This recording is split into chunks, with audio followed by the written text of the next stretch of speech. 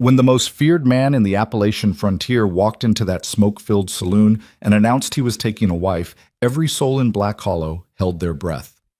But what happened next? When he passed over every beautiful woman in that room and chose her, the one they'd all mocked for years, that single moment would shake this frontier town to its core and set in motion a chain of events that nobody could have predicted. If you want to see how the woman everyone called worthless became a legend whispered about across 3 territories, stay until the end. And drop a comment with your city so I can see how far this story travels. The winter of 1823 hit the Appalachian frontier like a fist wrapped in iron. Black Hollow wasn't much, a collection of rough timber buildings clinging to the edge of civilization, where the wilderness pressed in so close you could smell the pine resin mixing with wood smoke every time the wind shifted. The kind of place where people came to disappear, or to reinvent themselves, or because they'd worn out their welcome everywhere else. The Red Mare Saloon sat at the heart of town, if you could call it that. 2 stories of weathered planks that groaned in the wind, windows so grimy you couldn't see through them even in daylight, and a door that hung crooked on its hinges. Inside, the air was thick enough to choke on. Tobacco smoke, unwashed bodies, spilled whiskey, and the sour, sweet stench of desperation that seemed to seep from the very walls. Saturday night meant the place was packed shoulder to shoulder. Trappers, traders, drifters, a handful of men who'd come west after the war and never quite figured out how to live with themselves again. Women too, though not many. A few working girls with hard eyes and harder smiles. The mayor's wife and her daughter, dressed in their Sunday best even though it was Saturday, sitting stiff-backed at a corner table like they were doing everyone a favor just by breathing the same air, and Clara Bellamy. She sat alone near the back, in the shadows where the lamplight didn't quite reach. 32 years old, heavy-set in a way that made the other women whisper behind their hands, wearing a dress that had been patched so many times the original fabric was hard to identify. Her hair was pulled back in a bun that had started to come loose hours ago, and her hands, rough, work-scarred hands, gripped a cup of weak tea that had long since gone cold. Clara had learned a long time ago that if you made yourself small enough, quiet enough, sometimes people forgot you were there. And that was better. Better than the alternative. "You hear about Mary Peterson?" A woman's voice carried from the next table. Clara didn't look up, but she heard every word. "Pregnant again. 4th one. You'd think her husband would have the decency to... Well, at least someone wants her," another voice cut in. Then lower, but not low enough. "Unlike some people." Laughter, sharp as broken glass. Clara's fingers tightened around her cup. She'd heard worse. She'd heard worse nearly every day for the past 15 years, ever since her father died and left her with nothing but debts and a reputation as the fat girl nobody wanted. She'd worked every job available to a woman in Black Hollow, taking in washing, mending clothes, cleaning houses, tending the sick when nobody else would do it. She'd saved every penny, kept her head down, tried to be invisible. It never quite worked. "I heard Thomas Garrett's looking for a wife," someone said. "Widower with 3 kids. Desperate enough he might take anybody." "Anybody except Clara Bellamy." More laughter. "Man's got standards, even if they're low." Clara's face burned, but she didn't move. Didn't look up. Just sat there in the shadows, holding her cold tea, wondering, not for the first time, what it would be like to simply disappear. To walk out into that frozen wilderness and keep walking until there was no one left to mock her, no one left to remind her that she was worth less than nothing in the eyes of this town. The saloon door crashed open. The temperature in the room dropped 10 degrees as snow and wind howled in. Every head turned. The piano player's hands froze on the keys mid-chord. Gideon Rourke filled the doorway like a piece of the mountain itself had decided to walk among men. He was massive, not tall exactly, maybe 5'11" or 6 feet, but built like he'd been carved from oak and left to weather in the elements for 40 years. Shoulders broad enough to block out the lamplight, arms thick as fence posts, a beard that covered half his face, more gray than black now, and eyes that looked like they'd seen things most people couldn't imagine and had stopped being impressed by any of it. He wore buckskin that had been worked soft by years of use, a fur coat that made him look even bigger, and he carried the kind of stillness that predators have, the kind that makes prey animals freeze and pray they haven't been noticed.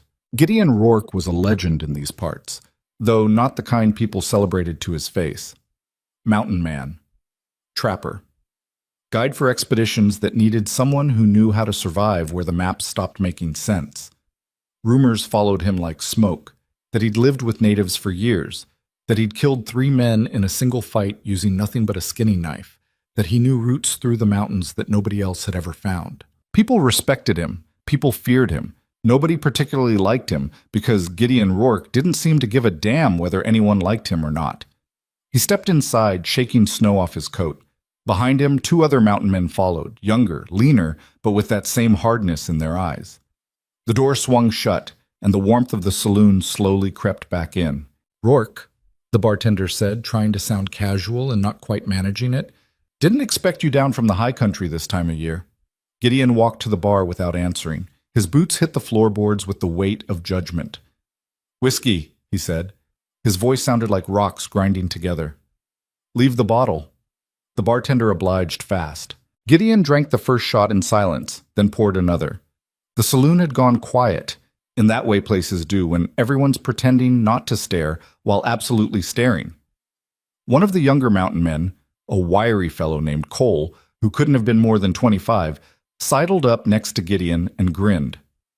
"Hell of a crowd tonight," Cole said. "Maybe we should have stayed in the mountains, boss." Gideon didn't answer.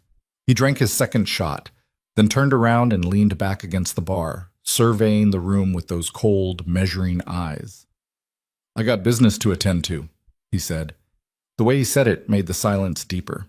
People exchanged glances. The mayor's wife clutched her daughter's arm like she expected violence to break out. Gideon cleared his throat. "I'm 46 years old," he announced to the room. "I've lived rough, done things I ain't proud of, but I'm done living alone." A confused murmur rippled through the crowd. "I got a valley up in the high country," Gideon continued. "Good land, water year-round, protected from the worst of the weather. I've been working it for 3 years now, and it's time I had a wife to share it with." The murmur became whispers. The working girl sat up straighter. The mayor's daughter blushed and looked down at her hands. Cole laughed nervously. "Boss, you're serious? You're actually gonna—" "Dead serious," Gideon said. He set his glass down on the bar with a solid thunk. "I ain't asking for much. A woman who can work, who won't complain about hard living, who understands that the frontier don't care about fancy dresses or tea parties." One of the working girls, a redhead named Susan who'd been in Black Hollow longer than most, stood up, smoothing her dress. "Well, Mr. Rourke, I think—" But Gideon was already moving. He walked across the saloon floor with that same deliberate weight, his eyes fixed on something in the shadows at the back of the room. People turned in their chairs to follow his gaze, confusion shifting to shock as they realized where he was headed. No, he wouldn't. He couldn't possibly. Gideon Rourke stopped in front of Clara Bellamy's table. She looked up slowly, her face pale in the lamplight, her eyes wide with the kind of fear that comes from too many cruel jokes, too many false hopes crushed under the weight of laughter. "Miss Bellamy," Gideon said. Clara's mouth opened, but no sound came out. Around them, the entire saloon held its breath.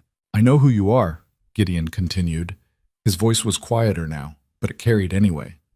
"You tended my partner Jacob when he got the fever 2 winters back. He was staying at the boarding house, delirious. Nobody wanted to go near him. But you did. You sat with him for 3 days straight, changed his bandages, made sure he drank water, probably saved his life." Clara blinked.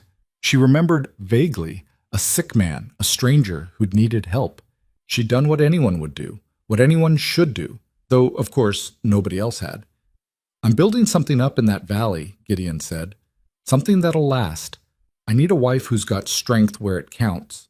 Not in her looks or her family name, but here." He tapped his chest over his heart. "I need someone who won't break when things get hard. And I figure you're that woman." The silence in the saloon was absolute now. Even the fire in the hearth seemed to have stopped crackling. Clara's hands trembled. This had to be a joke, another cruel joke.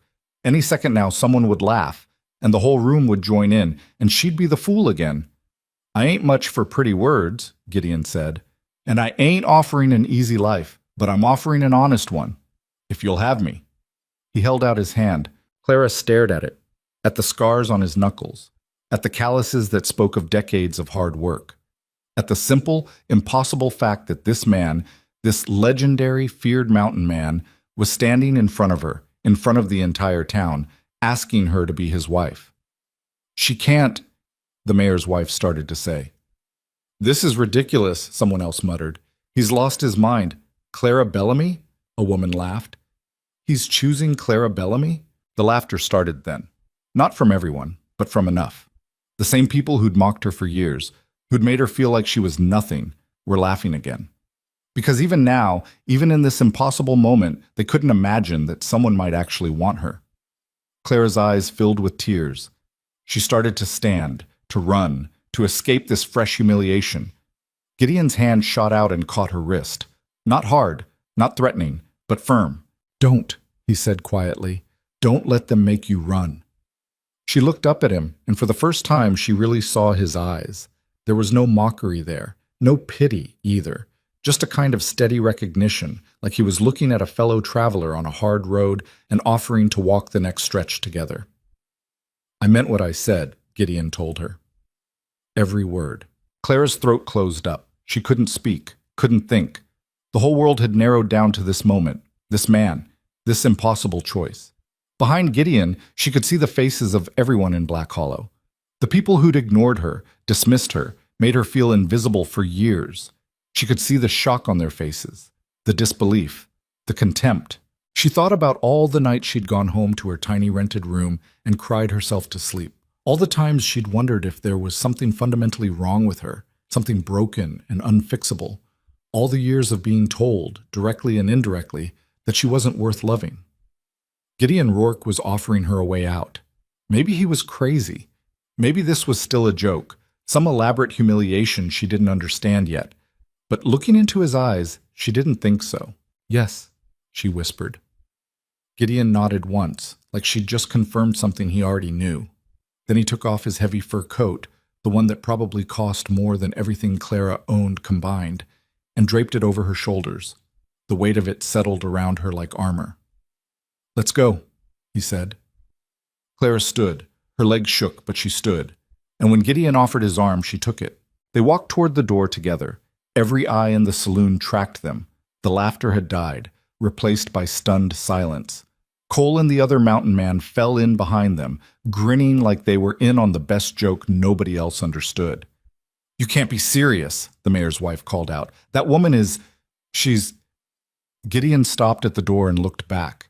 His expression hadn't changed, but something in his eyes made the mayor's wife close her mouth fast. That woman, Gideon said slowly, has more worth in her little finger than this entire room combined, and I'd suggest you remember that. He opened the door. Snow and wind rushed in again, wild and free. Come on, Clara, he said, gentler now. Let's go home. They stepped out into the frozen night, leaving Black Hollow and its cruel laughter behind. The journey up into the mountains should have killed them. That's what Clara thought later, looking back on those first brutal days. She'd never been more than a few miles outside of Black Hollow in her entire life, and suddenly she was following Gideon Rourke up narrow trails that clung to cliff faces, through forests so thick the daylight barely penetrated, across frozen streams where one wrong step meant plunging into water cold enough to stop your heart. Gideon set a pace that would have been hard for an experienced traveler. For Clara, it was agony. Her legs burned. Her lungs screamed. The fur coat that had felt like protection in the saloon now felt like it weighed 100 pounds. Snow got into her boots and melted, soaking her feet until they went numb. The cold bit through every layer of clothing she owned, but she didn't complain, didn't ask to stop, didn't give Gideon any reason to regret choosing her, because part of her still couldn't believe this was real. Any moment she expected to wake up in her rented room, to realize it had all been a dream, or worse, to have Gideon turn around and say he'd made a mistake, that this was all a test, that she'd failed. So she kept walking. Cole and the other mountain man, whose name was Joseph, she learned, ranged ahead and behind, moving through the wilderness like they were part of it. They hunted while they traveled, bringing down a deer on the second day, rabbits, and a turkey on the third. They made camp each night with practiced efficiency, building fires that threw heat without throwing light, setting up shelter that kept the worst of the weather off. Gideon barely spoke. He'd check on her periodically. You holding up? Need water? Watch your step here. But mostly he just led the way, expecting her to follow. On the fourth night, Clara finally broke down. They'd made camp in a small cave, barely more than an overhang really, but it blocked the wind and reflected the fire's heat. Cole and Joseph had gone to check their snares. Gideon was tending the fire, adding wood piece by piece, when he heard Clara crying. She'd tried to muffle it, pressing her face into her rolled-up blanket, but the sobs still escaped. All the fear and exhaustion and uncertainty she'd been holding back for days came pouring out. Gideon sat still for a moment, then moved to sit beside her, not touching, just present. "You regretting it already?" he asked. Clara shook her head violently. No, I just—" She couldn't find words. How could she explain that she was crying from relief as much as fear? That for the first time in years someone had looked at her and seen something worth having? That she was terrified of disappointing him, of proving everyone in Black Hollow right? "I don't know how to be a wife," she finally managed. "I don't know how to survive in the wilderness. I don't know why you chose me." Gideon was quiet for a long moment. Then, "You know why Jacob survived that fever?" Clara wiped her eyes. "The medicine? Medicine helped, but it wasn't the medicine that saved him. It was the fact that you didn't give up on him. When everyone else wrote him off as already dead, you sat with him. You fought for him. That takes a kind of strength most people don't have." He poked at the fire with a stick, sending sparks dancing up into the darkness. "I've seen men twice your size break down and quit when things got hard," he continued. "I've seen people with every advantage in the world crumble the first time they faced real adversity. But you? You've been facing adversity your whole life. You've been fighting a battle every single day just to keep your dignity, to keep going when everyone around you was telling you that you weren't worth the effort." He looked at her then, and his eyes reflected the firelight. "That's what I need in a wife," he said simply. "Not someone who's had everything handed to them. Not someone who'll fall apart the first winter we have a bad harvest or a long sickness. I need someone who knows how to endure, how to fight, how to hold on when letting go would be easier." Clara's breath caught in her throat. "I chose you," Gideon said, "because you're a survivor. And out here, that matters more than anything else." He stood up, brushing snow off his pants. "We'll reach the valley tomorrow. It ain't much yet, just a cabin and some cleared land. But it's ours, and we're going to build something there that'll last." That night, Clara slept better than she had in years. Rourke's Crossing, though it didn't have that name yet, sat in a high mountain valley that felt like it had been hidden from the world on purpose. The mountains rose on three sides like walls, their peaks white with snow even in summer. A river ran through the middle of the valley, fed by snowmelt from the heights, so cold and clear you could see every stone on the bottom. Pine forests covered the slopes, and in the valley itself, there were meadows where the grass grew thick and wild. Gideon's cabin stood at the north end of the valley, backed up against the tree line. It was rough, logs chinked with mud and moss, a roof of split shingles that probably leaked in heavy rain, windows covered with oiled paper instead of glass. One room, dirt floor. A stone fireplace that someone had built with more determination than skill. To Clara, it looked like a palace. "It ain't much," Gideon said, watching her face, "but it's weather-tight, and I've been clearing land for planting come spring." Clara walked inside slowly. There was a bed frame in one corner, just poles lashed together, but with a real mattress stuffed with pine needles and moss. A table, 2 chairs, shelves on the wall holding supplies, flour, salt, ammunition, tools. A few steel traps hung from pegs. A rifle stood in the corner, evidence of a solitary life lived hard. "I'll build a better place," Gideon said from the doorway. "This was just meant to get through the winters while I worked the land. But with 2 of us, we can—" "It's perfect," Clara interrupted. She ran her hand along the rough wood of the table. "It's perfect." Gideon looked relieved, though he tried to hide it. Cole and Joseph stayed for 3 more days, helping Gideon show Clara the basics of mountain living, where the good water sources were, which plants you could eat and which would kill you, how to tell if an animal was nearby by reading tracks in the snow, how to use a rifle, which Clara was terrible at initially, but got slightly less terrible with practice. On the morning they left, Cole pulled Clara aside. "Boss ain't the easiest man to live with," he said bluntly. "He's used to being alone, used to doing things his way. He don't talk much, and when he does, he don't waste words." Clara nodded, unsure where this was going. "But he's the most honest man I ever met," Cole continued. "He'll never lie to you, never pretend to be something he ain't. And if he says he'll do something, consider it done. He grinned. Also, he can't cook worth a damn, so if you got any skill in that area, you'll be doing yourself a favor. Joseph laughed. What Cole's trying to say is, Gideon's a good man, rough around the edges but solid all the way through. You could do a lot worse. I know, Clara said softly. They left at dawn, heading back toward their own trap lines and camps. Clara stood in the doorway of the cabin, watching them disappear into the forest, and felt the first real stab of loneliness since they'd left Black Hollow. Then Gideon came up behind her, carrying an armful of firewood. We got work to do before winter settles in proper, he said. You ready? Clara took a deep breath of the cold, clean mountain air. I'm ready. The first weeks were brutal. Claire had thought she knew what hard work meant. She'd spent years washing other people's clothes, scrubbing floors, hauling water. But frontier living was something else entirely. Every task took twice as long and 3 times as much effort as it would have in town. Fetching water meant breaking through ice on the river and carrying heavy buckets up a slope.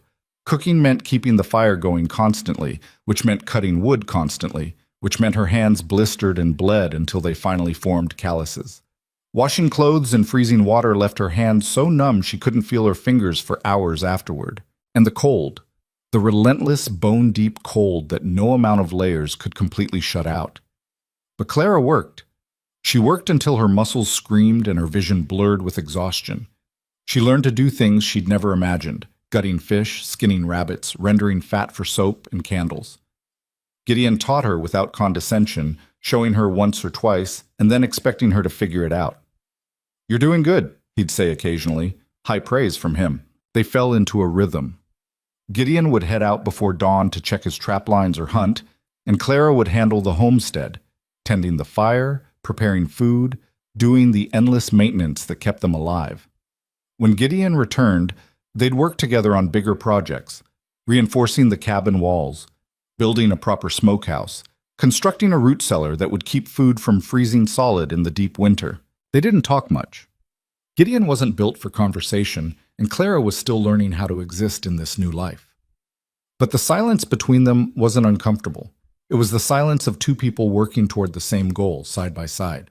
At night, they'd sit by the fire. Gideon would clean his rifle or repair traps while Clara mended clothes or worked on a pair of fur mittens she was making. Sometimes Gideon would tell stories, not about himself exactly, but about the land. About the time he saw a grizzly take down an elk. About the winter he got caught in a blizzard and had to dig a snow cave to survive. About the native tribes who'd lived in these mountains for generations and knew secrets about the land that no white man would ever learn. Clara listened to every word, absorbing knowledge that might keep her alive someday. A month passed. Then 2. They'd been married in name only. Gideon slept in the bed, Clara on a pallet near the fire. He never pushed, never suggested anything different. At first, Clara was relieved. Then, as time went on, she started to wonder if he regretted his choice, if he'd wanted a wife in theory but found the reality less appealing. One night, she asked him. They were sitting by the fire, the wind howling outside loud enough to make the cabin walls shudder. Gideon was sharpening his knife with long, methodical strokes. Do you regret it? Clara asked quietly. Marrying me? Gideon's hand stopped mid-stroke. He looked up, his expression unreadable in the firelight. No, he said. Why would you think that? Clara's face heated. We haven't... She couldn't find the words. Understanding dawned in Gideon's eyes. He set down the knife and whetstone. Clara, he said carefully, I meant what I said in that saloon. I wanted a wife, a partner, someone to build this life with. But I ain't gonna force anything. When you're ready, if you're ready, I'll be here. Until then, nothing changes. He picked up the knife again and resumed sharpening. You ain't a possession, he added, almost as an afterthought. You're a person with your own mind and your own choices. I respect that. Clara felt something loosen in her chest, something she hadn't even realized was tight. Thank you, she whispered. Gideon just nodded. Winter deepened. The snow piled up until it was taller than Clara in some places. The river froze solid. Some days the wind was so fierce they couldn't leave the cabin at all, could only huddle by the fire and wait for it to pass. But they survived. And somewhere in the midst of all that survival, something shifted between them. Clara couldn't pinpoint exactly when it happened. Maybe it was the morning she woke up to find Gideon had already started the fire and left a pot of weak coffee warming by the coals. A small kindness when every movement took effort.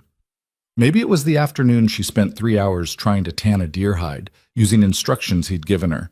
And when he came home and saw her frustrated tears, he sat down beside her and patiently walked her through it again, his big scarred hands gentle. Maybe it was the night a tree fell near the cabin during a storm, and they both jolted awake, and in the darkness Gideon's hand had found hers and held on until the danger passed. Small moments, quiet moments, the kind of intimacy that grows not from passion, but from proximity and shared struggle. One night in late February, Clara didn't go to her pallet by the fire. Gideon was already in bed, and he looked up in surprise when she approached. "Can I?" Clara started, then stopped, her courage faltering. Gideon's expression softened. He pulled back the furs that served as blankets. "Come on," he said simply. Clara slipped in beside him, her heart pounding. But Gideon just put his arm around her shoulders, tucked her against his side, and closed his eyes. "Warmer this way," he murmured. "Waste of heat, keeping 2 fires going." Clara smiled in the darkness. "Practical. Always." She felt his chest move with quiet laughter. They fell asleep like that. 2 broken people who'd found each other in the wilderness, holding on while the winter raged outside. Spring came late to the high country, but when it finally arrived, it was like the whole world woke up at once. The river ice broke with sounds like thunder. The snow melted into rushing streams that carved new paths down the mountainsides. The meadows emerged from their white blanket, brown and matted at first, then suddenly green. Birds returned. First the ravens and jays, then songbirds Clara didn't have names for. The trees budded. Flowers pushed up through the wet earth. And Clara, standing in the cabin doorway one morning, realized she'd survived her first frontier winter. "You made it," Gideon said, coming up behind her with 2 cups of coffee. He handed her one. Clara took it, wrapping her hands around the warmth. "We made it." Gideon smiled, a rare full smile that transformed his weathered face. "Yeah, we did." They stood there in silence, drinking their coffee, watching the valley come back to life. "I want to plant a garden," Clara said suddenly. "A real one. Not just practical crops, but flowers, too. Things that are just beautiful." Gideon considered this. Flowers won't feed us. No, but they'll remind us that we're not just surviving, we're living. Another long pause, then, "All right, we'll clear a plot near the cabin. You can plant whatever you want." Clara looked up at him, surprised and pleased. "Really?" "Really." He finished his coffee and set the cup down. "But first, we got about 3 months of work to do before planting season's over. Hope you're ready." Clara laughed. "I'm ready." They worked through the spring like people possessed, clearing land, breaking ground, building fences to keep deer and elk out of what would become their fields. Gideon had saved seeds from the previous year, corn, beans, squash, potatoes. They planted in long rows, Clara's back screaming by the end of each day. But in the evenings, she had her flower garden, a small plot near the cabin door where she planted wildflower seeds she'd gathered from the meadows. Gideon helped her build a little fence around it, more to mark it as special than for any practical purpose. "It's silly," Clara said, patting down the soil over the seeds. "Wasting effort on something that won't help us survive." "It ain't silly," Gideon said. He was sitting on the cabin steps, cleaning mud off his boots. "Man can't live on just bread and water. Sometimes you need something that's just for joy." Clara looked at him, this hard man who'd lived alone in the mountains for years, and felt her heart do something complicated in her chest. "When did you get so wise?" she teased. "I ain't wise, just old." "You're not that old. 46 feels pretty damn old when you're planting crops." Clara laughed and threw a handful of dirt at him. He dodged, grinning, and the moment was so normal, so domestic, that Clara had to blink back sudden tears. This was her life now, this valley, this cabin, this man, and against all odds, she was happy. Summer came, and with it, visitors. The first was a trapper named William, who was heading west and needed to resupply. Gideon traded him jerky and flour for ammunition and information about the mountain passes. William stayed one night, and over dinner he stared at Clara with undisguised curiosity. "I heard Gideon Rourke got himself a wife," William said, trying to sound casual. "Didn't quite believe it until now." "Believe it?" Gideon said flatly. "She from back east?" "Black Hollow." William's eyes widened. "Black Hollow? That rough-ass town at the edge of—" "That's the one," Clara interrupted smoothly. "I was ready for a change of scenery." "Well," William looked between them, clearly trying to piece together the story. "You've certainly found that." After William left, more came. A family heading north to claim land near the Canadian border, desperate for fresh water and a safe place to rest.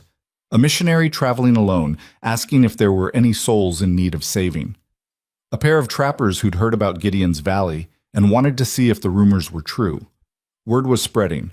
The valley wasn't so secret anymore. "We could turn them away," Gideon said one night after a particularly exhausting visit. "Tell them to find their own place." But Clara shook her head. "They're just people trying to survive, same as us. And we have room. We have resources. If we keep helping every traveler that comes through, we'll run ourselves dry. Then we'll plan better, grow more, build bigger stores." Clara set down the plate she was washing and turned to face him. "Gideon, when you found me in that saloon, I was one of those desperate people. Nobody wanted to help me. Nobody thought I was worth the effort. But you did." Gideon was quiet, his jaw working. "I can't turn away people who need help," Clara continued. "Not when I remember what it felt like to be on the other side." Finally, Gideon nodded. "All right, but we do it smart. We don't give away more than we can afford. And if anyone causes trouble, they're gone. Agreed?" "Agreed."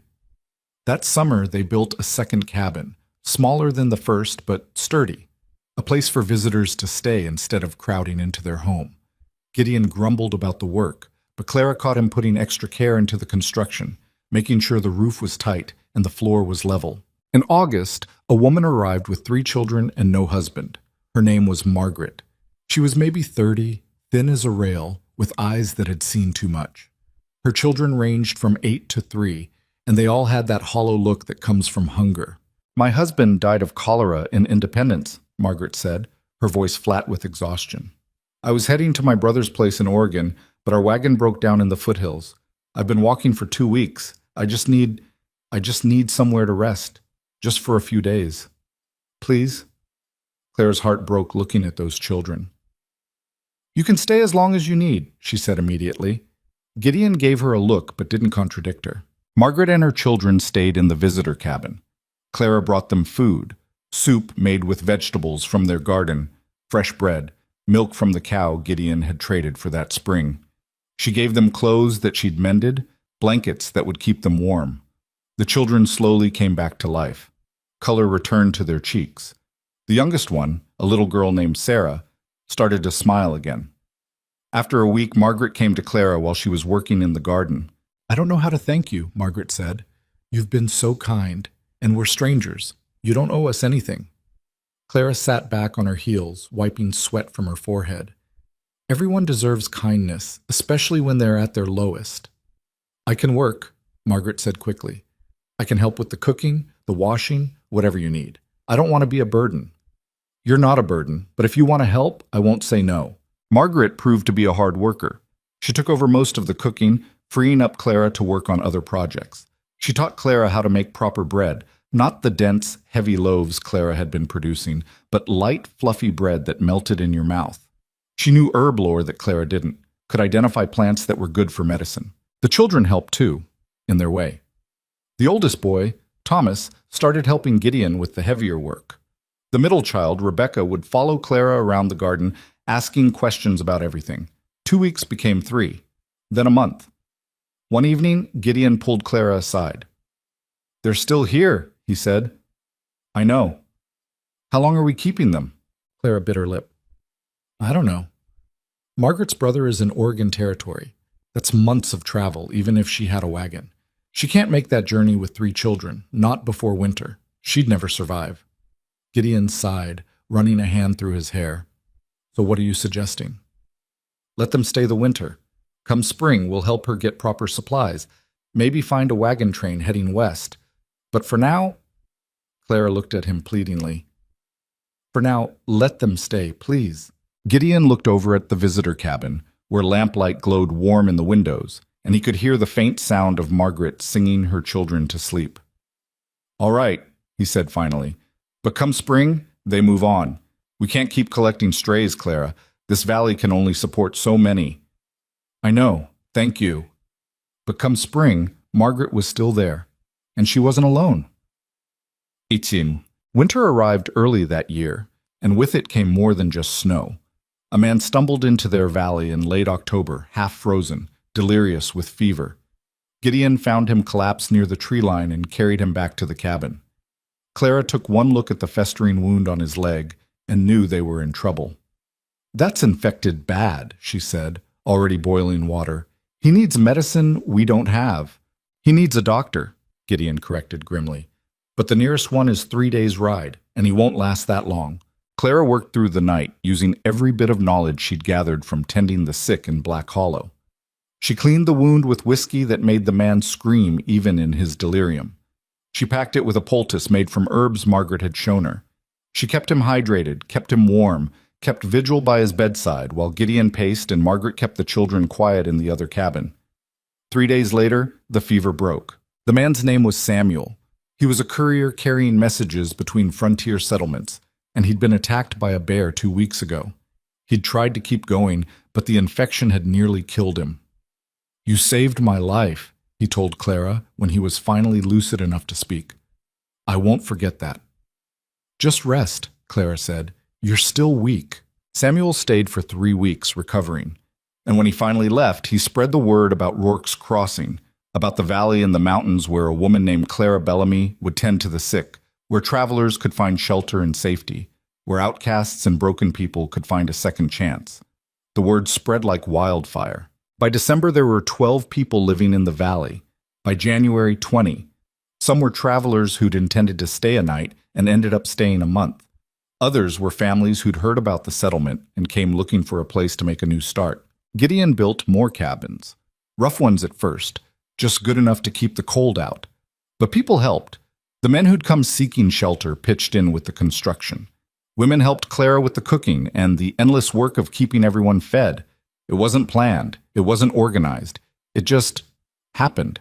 Clara found herself at the center of it all, often without meaning to. People came to her with questions, with problems, with disputes that needed settling. She'd never asked for authority, but somehow she'd become the heart of this growing community. One night in February, she sat by the fire in their cabin, their original cabin, now surrounded by a dozen others, and started to cry. Gideon looked up from the harness he was repairing. "What's wrong?" "I don't know what I'm doing," Clara said. "All these people, they're looking to me for answers, and I don't have any. I'm just Clara Bellamy, the woman everyone mocked. What do I know about leading a community?" Gideon set down the harness and moved to sit beside her. "You know how to care," he said simply. "You know how to see people when they're hurting and help them.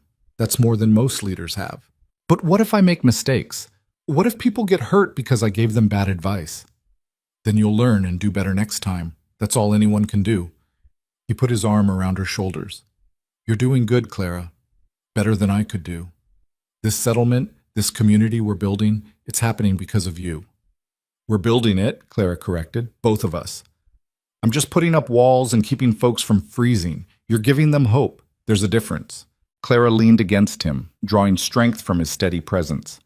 Outside, snow fell soft and constant. Inside their cabin, the fire burned warm. And in the valley around them, a community was taking root, fragile and uncertain, but growing stronger with each passing day. Neither of them knew it yet, but the real test was still to come. The fever that would nearly destroy everything was just weeks away. The first sign of trouble came on a Tuesday morning in early March, when Thomas burst into Clara's cabin without knocking. "Miss Clara!"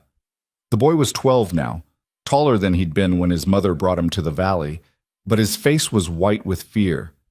"It's the Henderson baby. Something's wrong." Clara was on her feet instantly, grabbing her medicine bag, a leather satchel she'd assembled over the winter, filled with herbs, bandages, and the few real medicines they had. "What kind of wrong?" "He's burning up, won't stop crying. Mrs. Henderson is scared."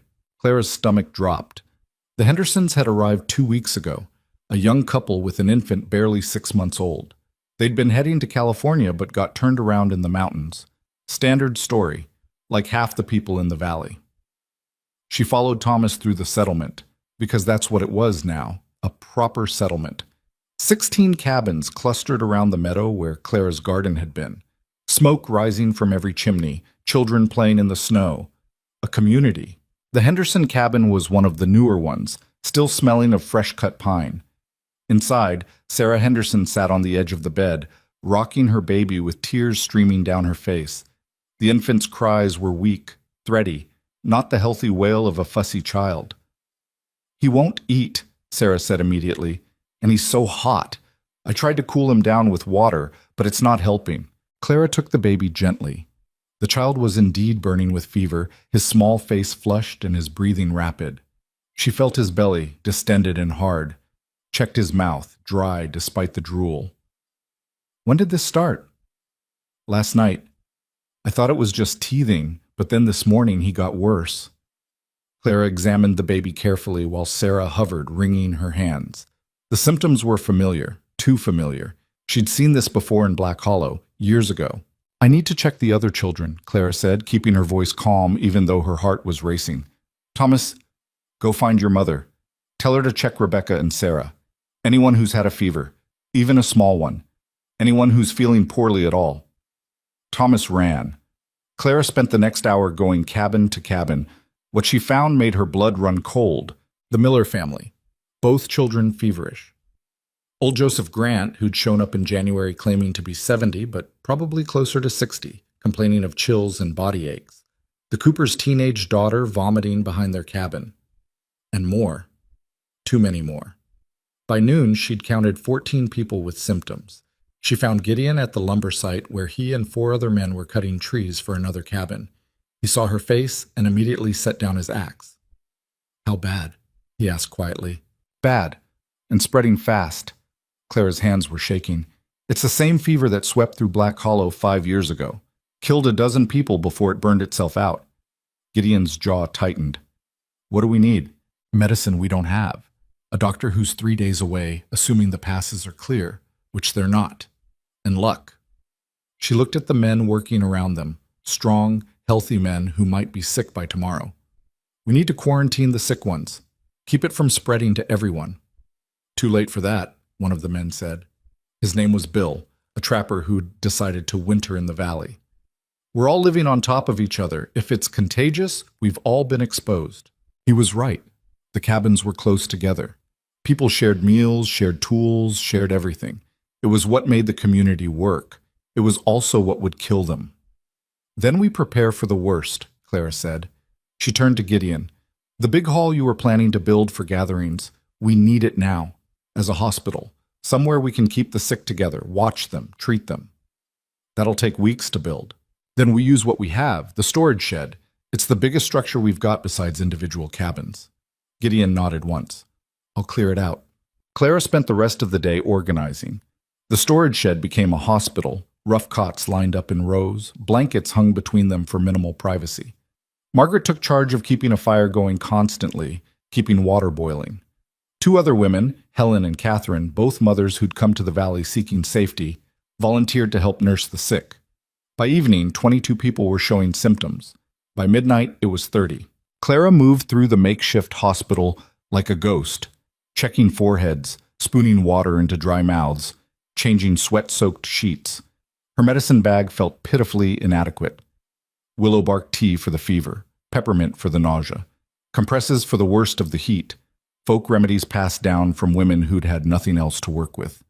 "This isn't enough," Helen said quietly, meeting Clara at the water bucket. "We're losing them." "We're not losing anyone," Clara said sharply. Then softer. "We can't lose anyone." But even as she said it, she knew it wasn't true. The first death came on the 3rd day. Joseph Grant, the old man who'd claimed to be a preacher before admitting he was actually a failed shopkeeper running from debts. He'd been one of the first to fall sick, and his age worked against him. Clara had sat with him through the worst of it, but his heart simply gave out. They buried him on the hillside overlooking the valley, in ground that was still half frozen. Gideon and 3 other men spent 2 hours digging the grave. There was no preacher to say words over him, so Clara did her best. Joseph Grant came to this valley looking for a second chance, she said to the small group gathered in the snow. He found it. He worked hard.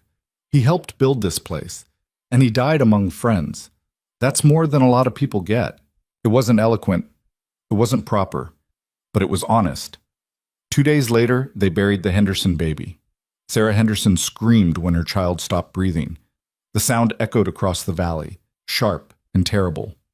Clara had been with them, had tried everything she knew, but the infant was too small, too weak. The fever took him. Sarah wouldn't let go of the body. Her husband had to physically pry their son from her arms. Clara watched with tears streaming down her face, feeling the weight of every failure, every person she couldn't save. "This is my fault," she told Gideon that night. They were in their cabin, one of the few places not filled with sick people. "I encouraged everyone to come here. I said we could help them, and now they're dying. You didn't make them sick. I didn't save them either."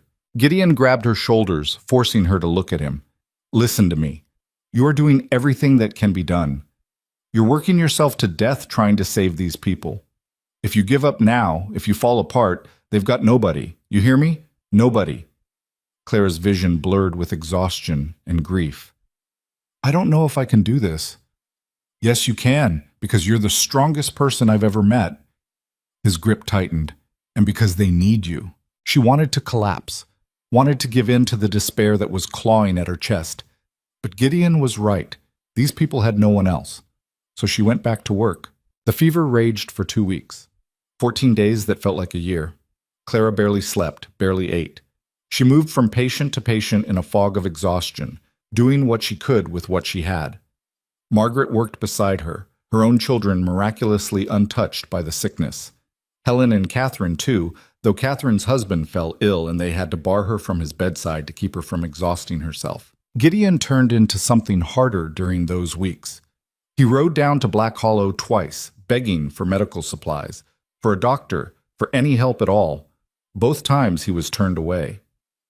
"They said it's not their problem," he told Clara after the second trip, his voice flat with rage. "Said we chose to live in the wilderness. We can deal with the consequences." "Of course they did," Clara said bitterly.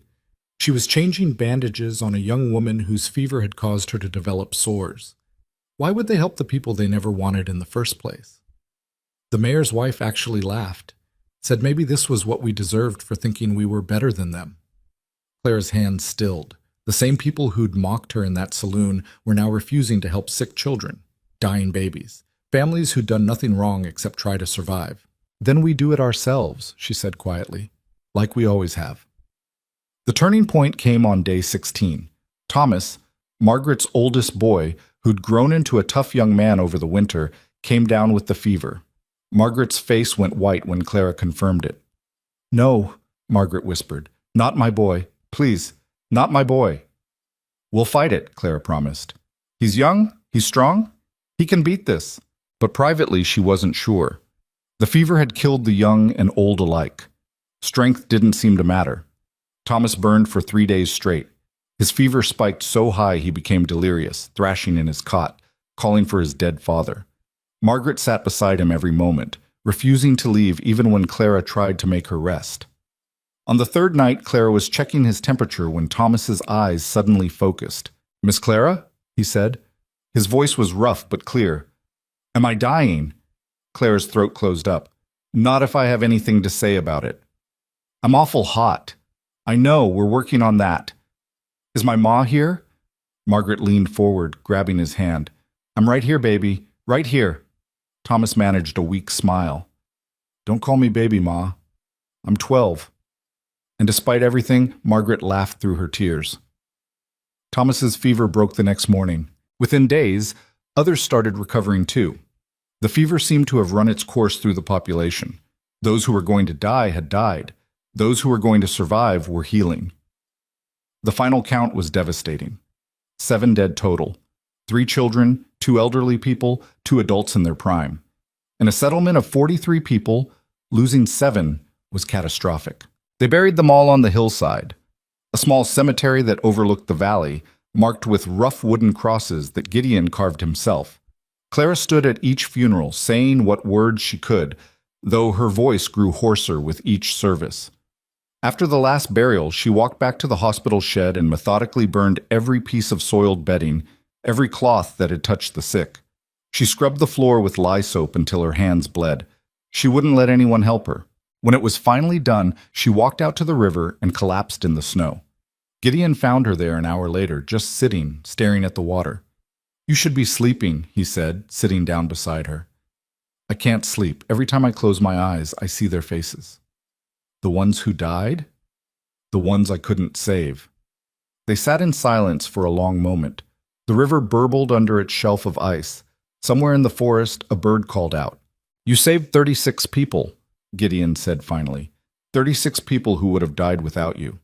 Who would have given up or not known what to do, or just laid down and waited for the end. You kept them fighting, kept them hoping. That matters. Does it? When 7 are still dead? Yes. Gideon's voice was firm. It does. Every single person you saved has a family who still has them. Children who still have parents. Parents who still have children. That's not nothing, Clara. That's everything. Clara wanted to believe him, wanted to feel like she'd done enough. But the weight of those 7 graves sat on her chest like stones. "The town wouldn't help us," she said quietly. "Black Hollow. When you went there begging for medicine, for a doctor, they turned you away." "I know. Because we're not worth helping.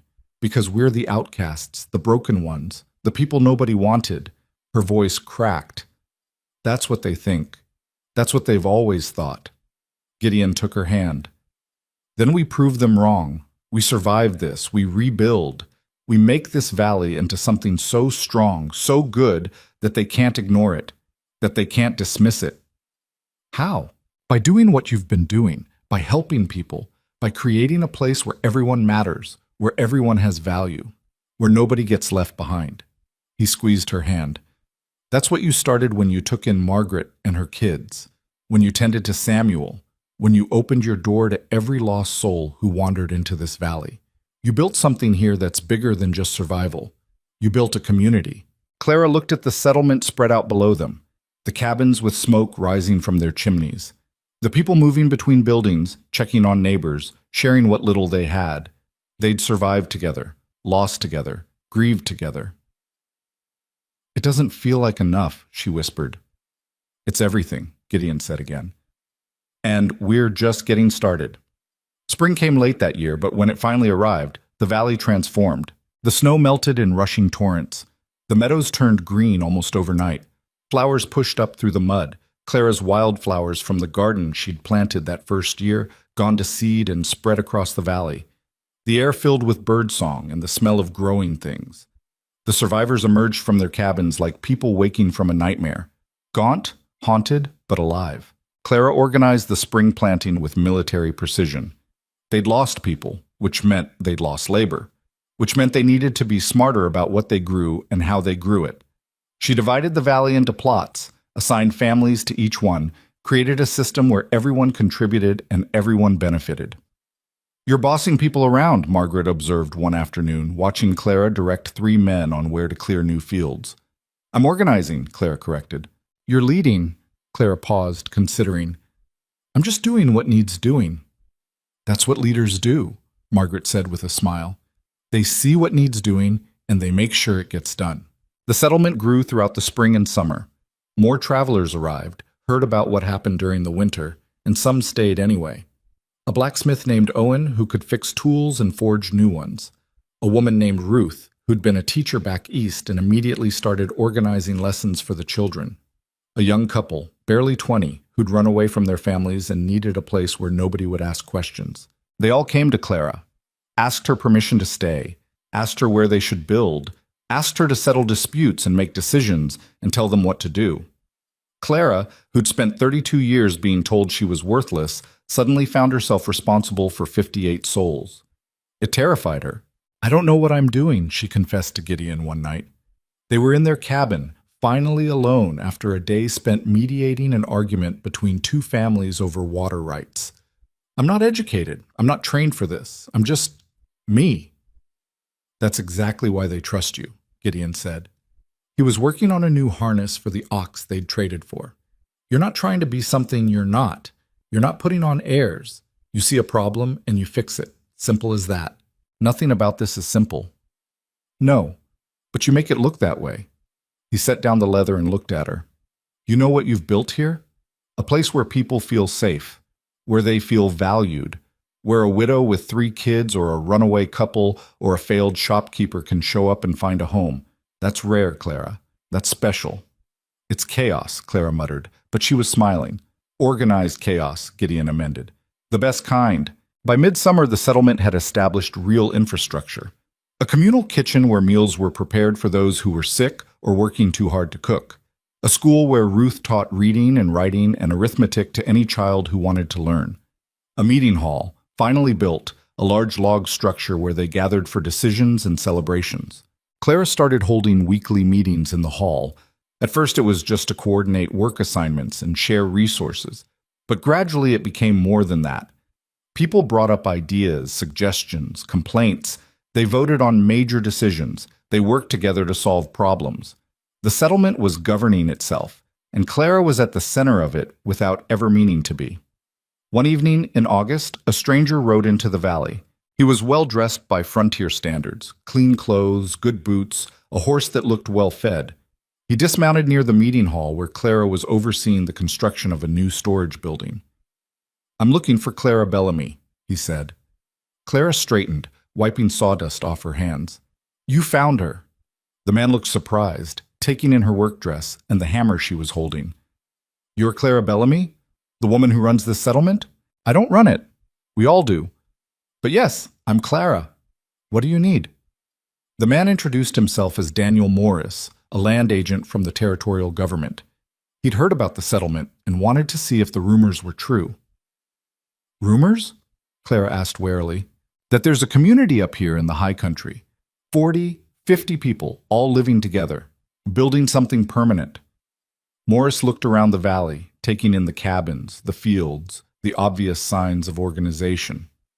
"The territorial office is interested in recognizing settlements like yours, making them official, providing support." "What kind of support?" "Legal recognition, for one, protection under territorial law, access to trading posts, maybe even an official designation as a township if you meet certain requirements." Clara's mind raced. Official recognition meant legitimacy. It meant they couldn't just be dismissed or ignored, but it also meant government oversight, taxes, regulations. "What would we have to do?" she asked carefully. "Show that you have permanent residence, functional governance, economic viability, infrastructure." Morris pulled out a notebook. "From what I can see, you've got most of that already. Impressive, really, for such a new settlement." They talked for hours. Morris stayed for dinner, meeting people, asking questions, taking notes. Gideon sat in on most of the conversation, his presence a silent reminder that Clara didn't have to navigate this alone. By the time Morris left the next morning, Clara had a head full of possibilities and problems. "What do you think?" she asked Gideon. "I think it's your decision." "Our decision," Clara corrected. "This affects everyone." "Then put it to a vote. Let the community decide." They held a meeting that night. Clara explained everything Morris had told her, the benefits and the risks, the potential for growth and the potential for government interference. The discussion went on for 2 hours. People had strong opinions on both sides. Some wanted the legitimacy and protection, others feared losing their independence. Finally, Ruth the teacher stood up. "I think we need to ask ourselves what we want this place to be. Is it a refuge where we hide from the world? Or is it a community that stands proud and demands recognition?" "Can it be both?" someone asked. "Maybe," Ruth said. "But I think we're past the point of hiding. We've built something here, something good. And maybe it's time the rest of the world acknowledged that." The vote was 38 in favor, 14 against, 6 abstaining. Rourke's Crossing, the name they'd started using without ever officially deciding on it, became a recognized settlement in the autumn of 1826. With recognition came change. Traders started coming through regularly, bringing supplies they could buy instead of having to make or trade for. A postal rider began including them on his route, which meant letters could reach the outside world, and vice versa. The territorial government sent a surveyor to map the valley and establish official property boundaries. Not everyone was happy about it. Bill, the trapper who'd been one of the first to settle, complained that they were losing what made the place special. "We're supposed to be free up here," he grumbled. "Free from rules and taxes and government telling us what to do." "You're still free," Clara said, "but now you're also protected. There's a difference." Protected from what? From being forgotten. From being dismissed. From being left to die when the next disaster hits. Bill didn't have an answer for that. The settlement continued to grow. By winter, they had 72 permanent residents and a handful of seasonal workers. They'd built a proper barn, a smokehouse, a mill for grinding grain.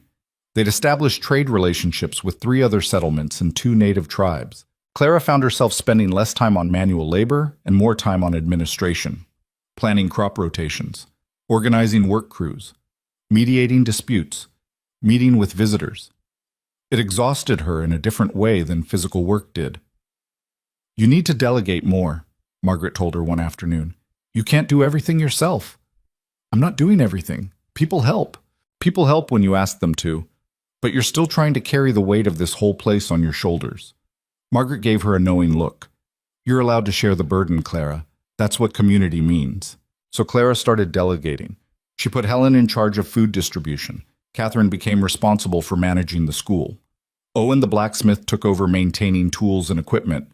Margaret herself became the unofficial keeper of records, tracking who lived in the valley and what resources they had. It helped. But Clara still felt the weight of responsibility pressing down on her every day. One December evening, she was working late in the meeting hall, trying to figure out food stores for the winter, when Gideon came in carrying 2 cups of tea. "You're going to work yourself to death," he said, setting 1 cup in front of her. "I'm fine." "You're exhausted. You barely sleep. You barely eat. This place is important, but it's not worth destroying yourself over." Clara rubbed her eyes. "I just want to make sure everyone's taken care of." "They are. Because of you. But you know what happens if you break down?" Gideon sat across from her. "Everything you've built starts to fall apart. These people depend on you, which means you need to take care of yourself so you can take care of them." He was right. Clara knew he was right. But the fear of failing, of letting people down, of proving that she really was just the worthless woman Black Hollow had always claimed she was, that fear drove her harder than any ambition. "I'm scared," she admitted quietly. "Every day I'm scared I'm going to make a mistake that gets someone hurt, that I'm going to prove I'm not capable of this." Gideon reached across the table and took her hand. "You've already proven you're capable. Every single day. You've taken this valley from nothing and turned it into a home for 72 people. You've survived a winter that would have killed half of them without your leadership. You've created something beautiful out of nothing but determination and compassion. It doesn't feel like enough. It never will. That's the burden of caring about people." His thumb rubbed across her knuckles. "But you're not alone in this. You've got me. You've got Margaret, Helen, Catherine, Owen. You've got a whole community of people who'd follow you into the wilderness because they trust you." Clara felt tears prick her eyes. "When did I become someone people trust?" "You always were." Black Hollow was just too blind to see it. They sat in comfortable silence for a while, drinking their tea, listening to the wind outside. "There's something I've been thinking about," Gideon said eventually. "The settlement's getting too big for the cabins we've got. We need more permanent structures, real houses, not just shelters." "I know. I've been working on a plan for spring construction. I'm thinking bigger than that. I'm thinking we establish a real town center, a trading post, maybe a proper church for those who want it, a clinic for when people get sick." He paused. "We've got the resources now. We've got the people. We just need the organization." Clara looked at him, seeing the vision forming behind his eyes. "You want to build a real town. I want to build something that lasts, something that our children and grandchildren will still be living in 100 years from now." He squeezed her hand. "Something worthy of what you've started." Clara felt something expand in her chest. Hope, maybe. Or purpose.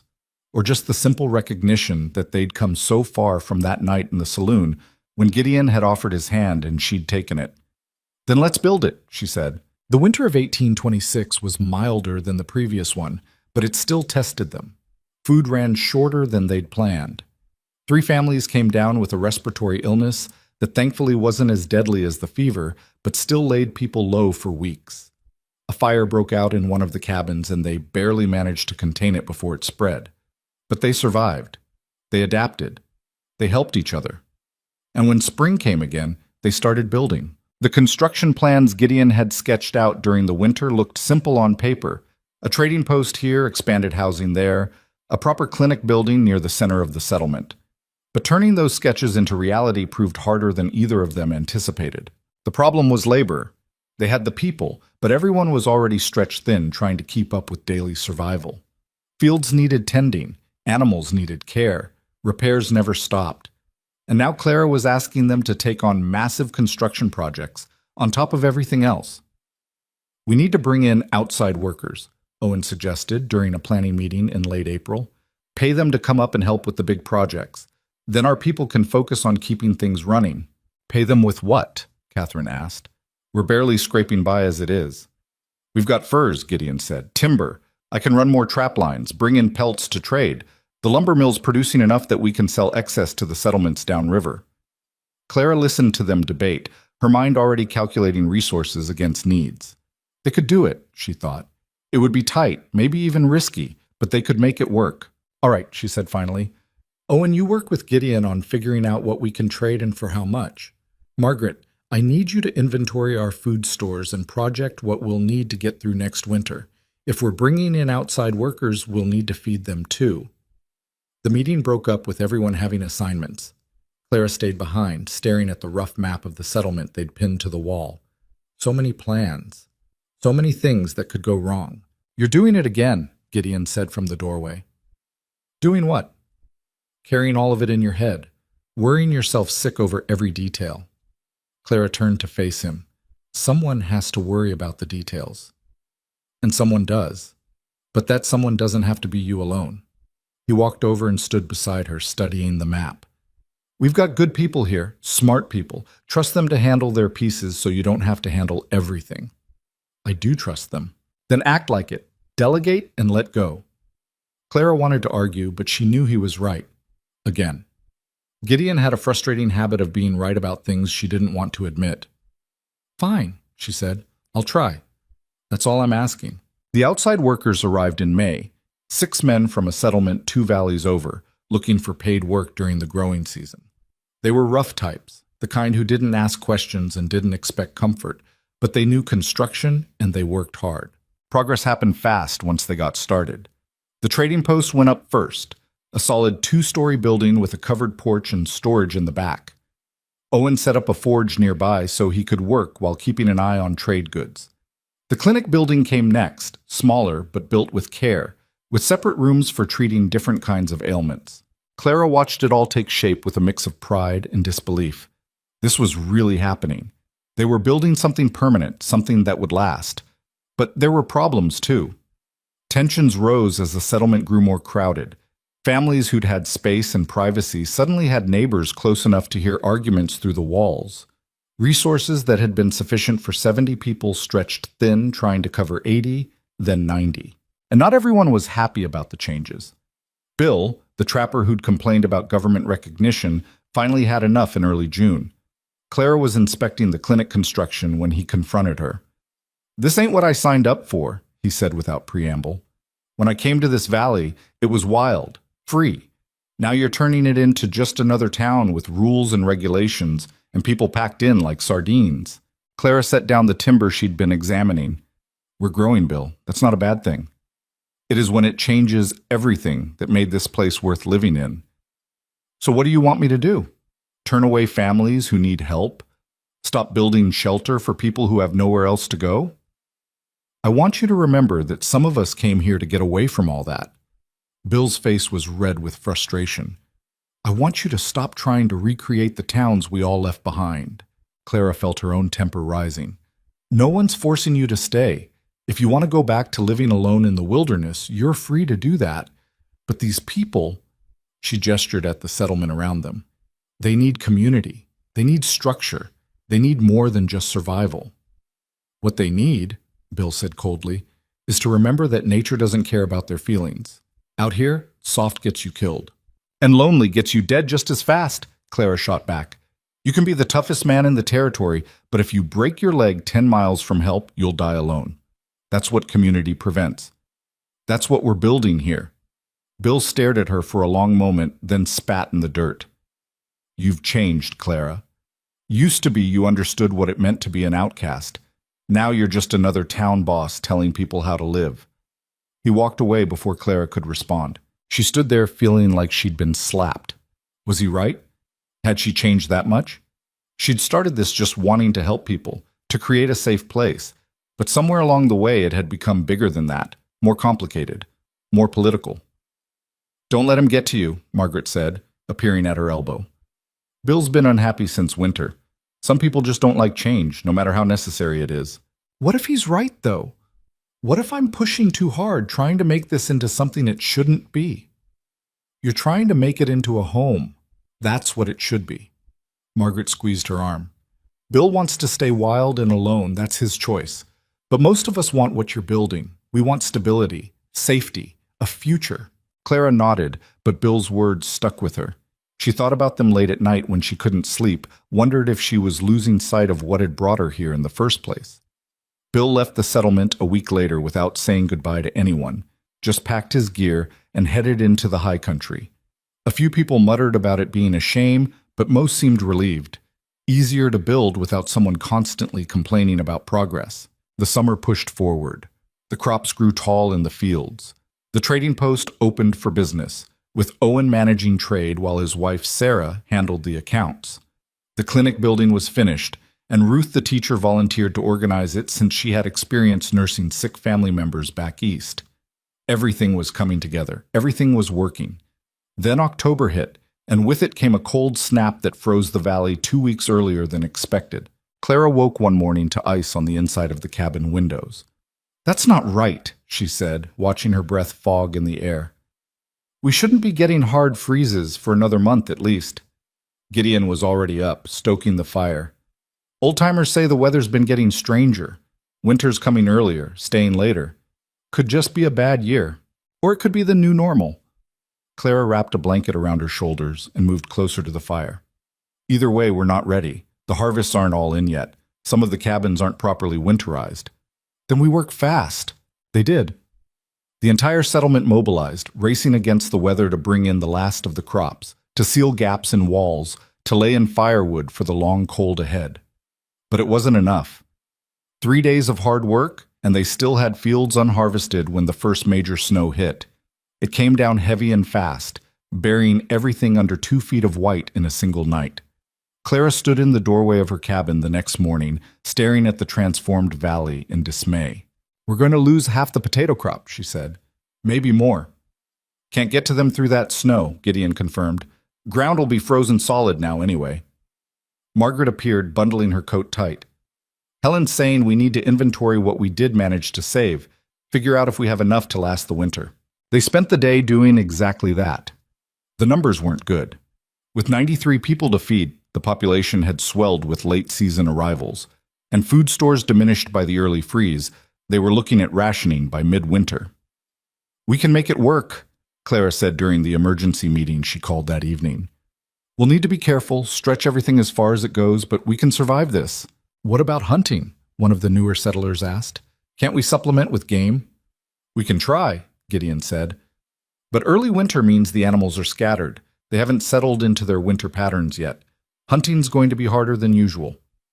"We'll do what we have to do," Clara said firmly. "We've survived worse. We'll survive this too." But even as she said it, she felt the weight of worry settling in her chest. Food was one thing. They could ration, could make do. But there were other dangers that came with early winter. Isolation, illness, the kind of desperation that made people turn on each other. The first case of sickness appeared 2 weeks later. It started with the Fitzgerald family, newcomers who'd arrived in September with 2 young daughters. The oldest girl, maybe 6 years old, developed a cough that wouldn't go away. Then a fever. Then the younger daughter got it too. Claire examined them in the clinic, her heart sinking as she recognized the symptoms. "It's the same," she told Ruth quietly. "The same fever from last year." Ruth's face went pale. "Are you sure?" "I'm sure." They quarantined the Fitzgerald family immediately, moving them to the clinic's isolation room. But it was too late. Within days, 3 more people were showing symptoms, then 7, then 12. The fever had returned, and this time it hit harder and faster than before. Clara moved into the clinic full-time, barely leaving except to check on the rest of the settlement. The disease ripped through the population with terrible efficiency, young and old, strong and weak. It didn't discriminate. Margaret worked beside her again, preparing food and medicine, boiling endless pots of water, changing sweat-soaked bedding. Helen and Catherine pitched in when they could, but Catherine's husband fell sick on day 4, and she had to be physically removed from the clinic to prevent her from wearing herself out. "This is worse than last time," Margaret said on the 5th night. They were taking a brief break, sitting by the clinic fire with cups of weak tea. "It's spreading faster. Because we're more crowded now," Clara said bitterly. "More people packed closer together. I pushed for growth, and this is the result." "Stop that. You didn't make anyone sick, didn't I? If we'd stayed small, stayed manageable, maybe this wouldn't have spread so fast." Margaret grabbed her arm hard enough to hurt. "Clara Bellamy, you listen to me. People get sick. That's life on the frontier. You could have 50 people or 500. Disease doesn't care. What matters is what we do about it. And right now, we're fighting. So stop blaming yourself and keep fighting." Clara nodded numbly. Margaret was right. There'd be time for guilt later. Right now, people were dying.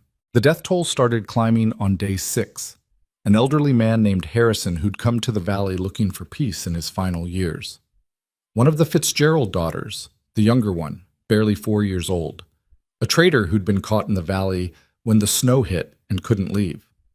3 dead in one day. Clara stood over the covered bodies, her hands shaking with exhaustion and grief.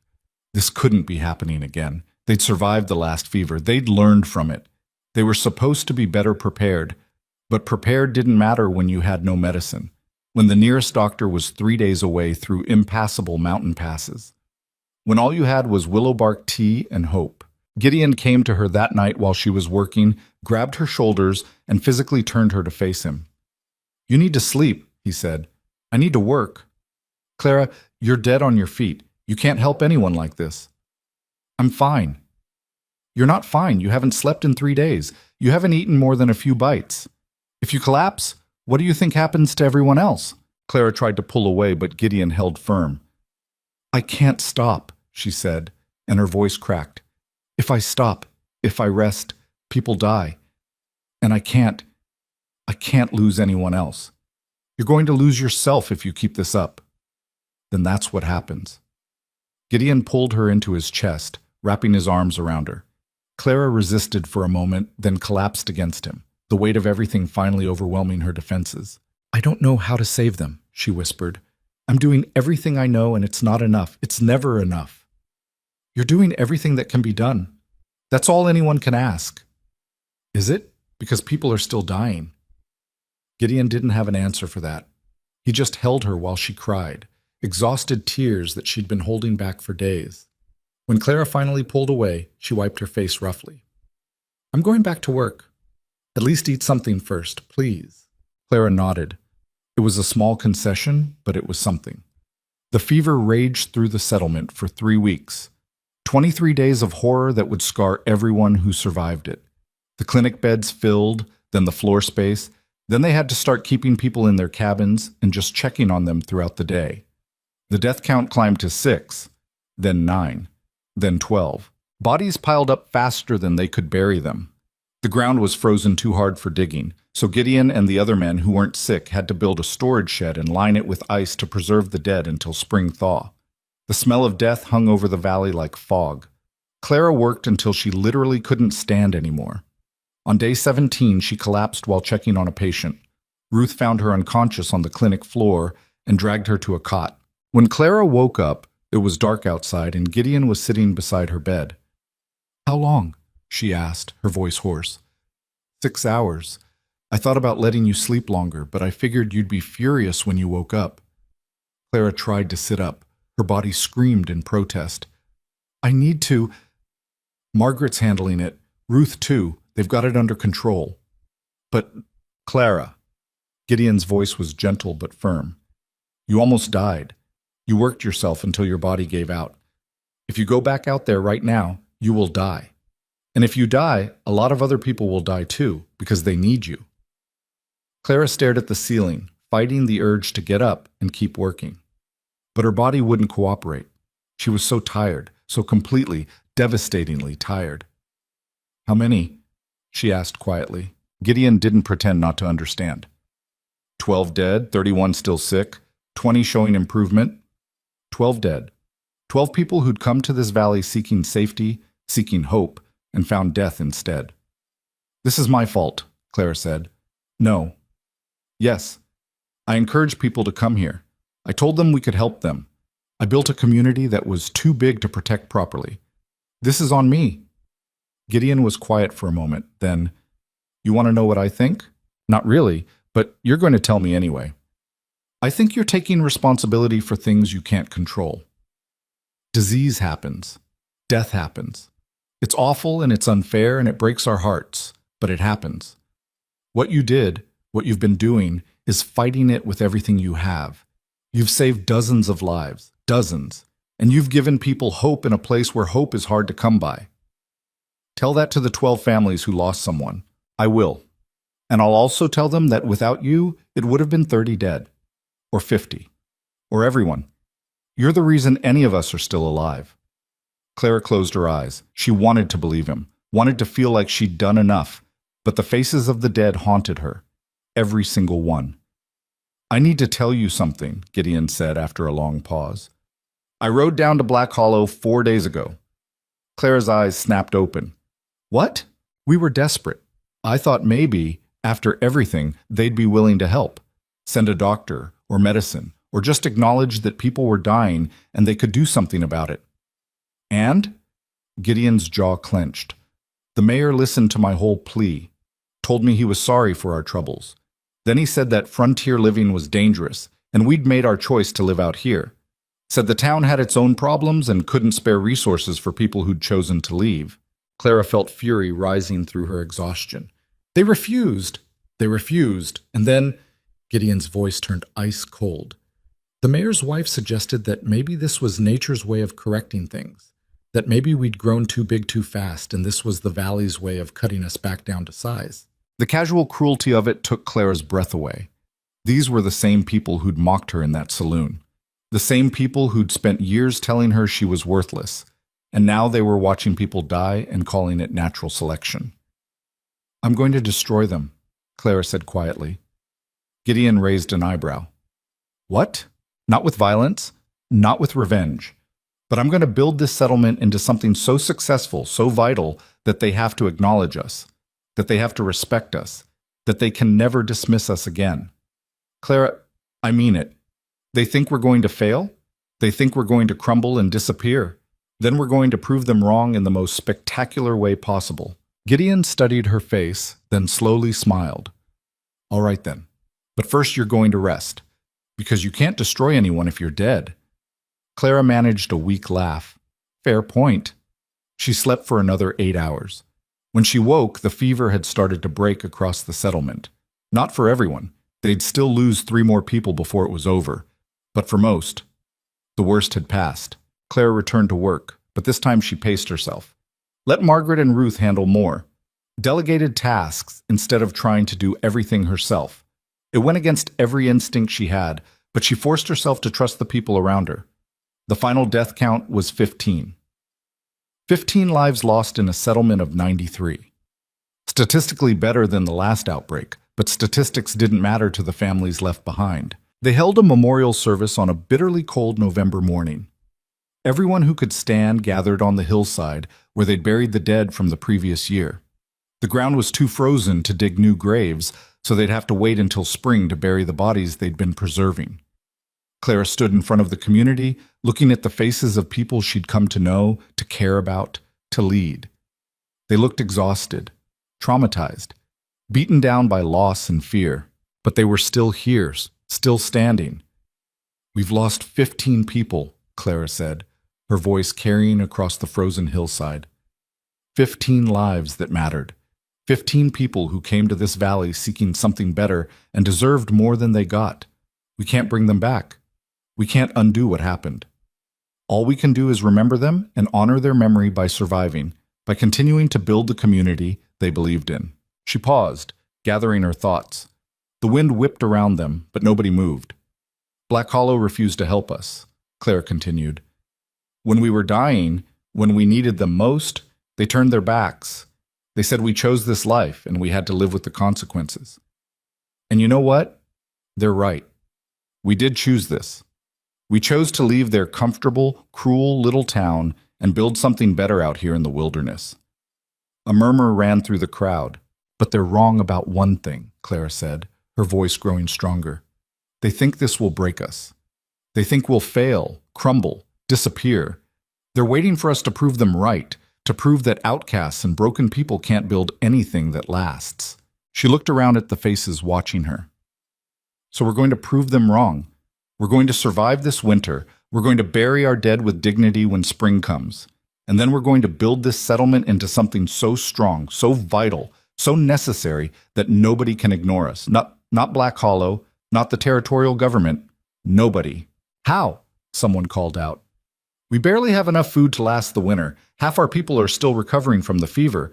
How are we supposed to become something great when we can barely survive? Clara met the man's eyes. The same way we've done everything else. Together. One day at a time. One challenge at a time, we help each other. We don't give up. And we remember that every single person here has value, has worth, has something to contribute. She gestured around the hillside. These 15 people? They mattered. Their lives had meaning. And the best way we can honor them is by making sure their deaths weren't for nothing, by building the community they believed in, by being the family they deserved. Silence fell over the group. Then Margaret stepped forward. Claire's right, she said. We've been through hell. We've lost people we love. But we're still here, and as long as we're here, we keep fighting, we keep building, we keep hoping. Ruth joined her. I came to this valley because I had nowhere else to go. I was running from a life that had broken me, and I found people who saw me for who I was, not who I'd been. That's worth fighting for. One by one, people stepped forward, shared their stories, talked about why they'd come to Rorke's Crossing, what it meant to them, why they were willing to keep fighting. By the time the gathering ended, something had shifted. The despair hadn't disappeared. It was still there, heavy and real. But it was balanced now by determination, by purpose. They walked back down to the settlement together, a community bound by loss but strengthened by shared resolve. The winter that followed was brutal. Food ran low by January. They had to implement strict rationing, and even then, people went hungry more often than not. The cold was relentless.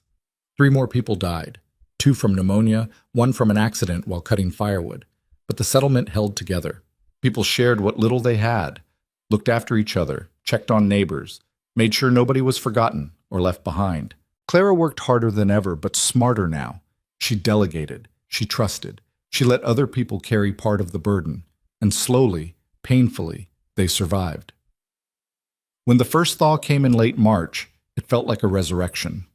The ice on the river broke with sounds like celebration. The snow melted, revealing the brown earth beneath.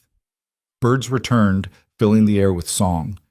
And on the hillside overlooking the valley, they finally buried their dead. 15 graves in neat rows. Wooden markers carved with names and dates. A testament to loss, but also to the community's resilience. Clara stood at the graveside, Gideon beside her, and watched as people placed flowers on the markers.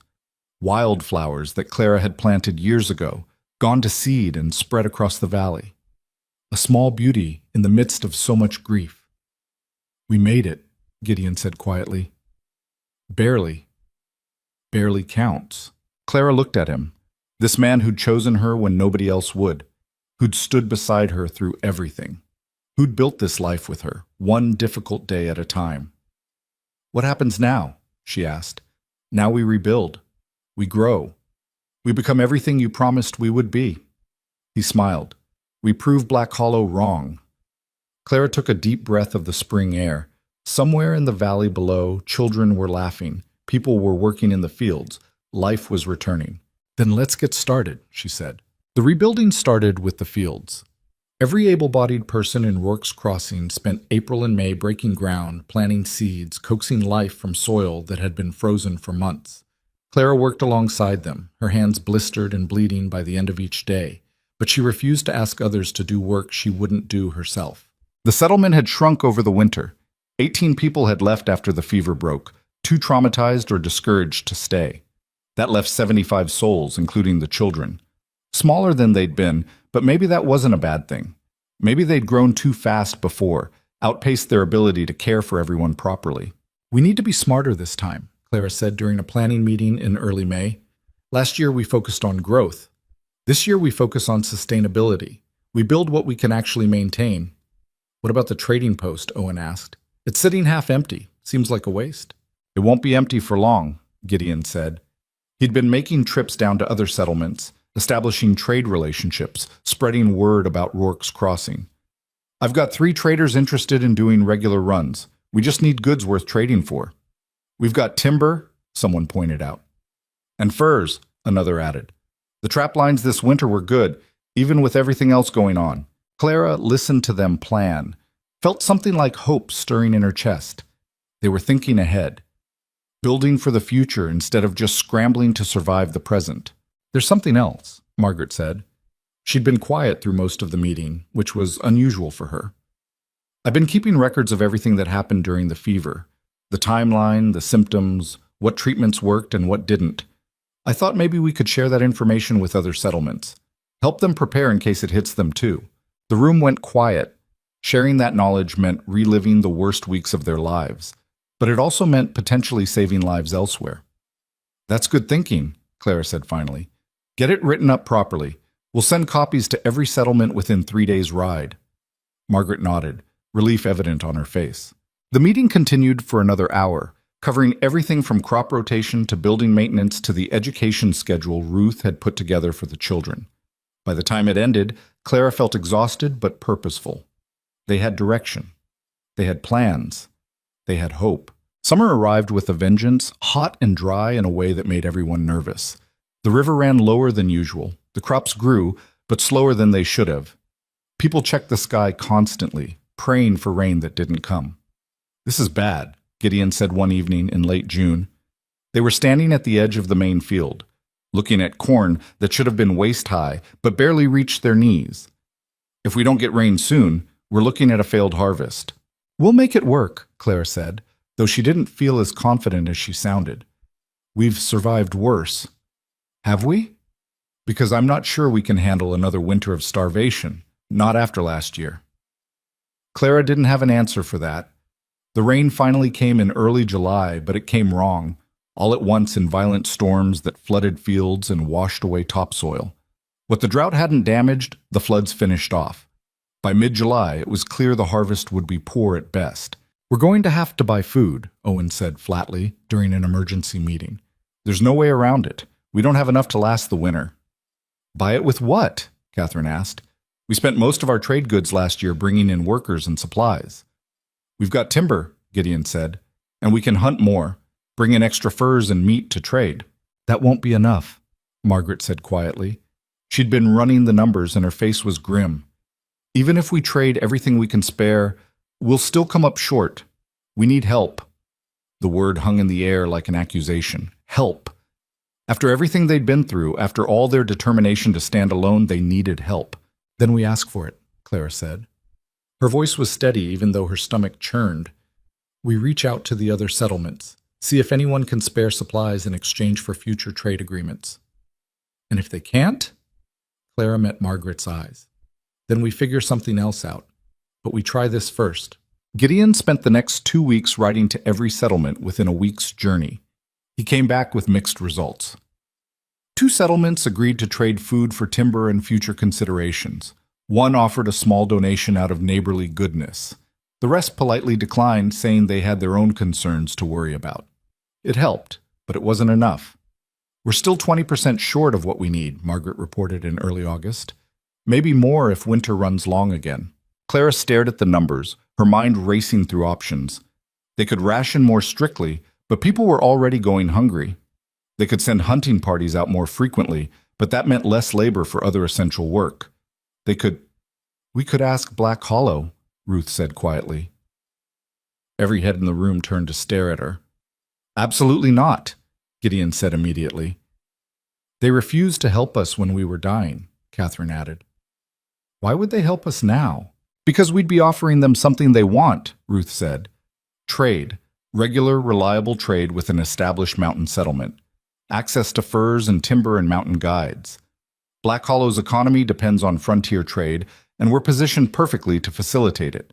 Clara's mind churned through the implications. Ruth was right. Black Hollow would benefit significantly from a partnership with Rourke's Crossing.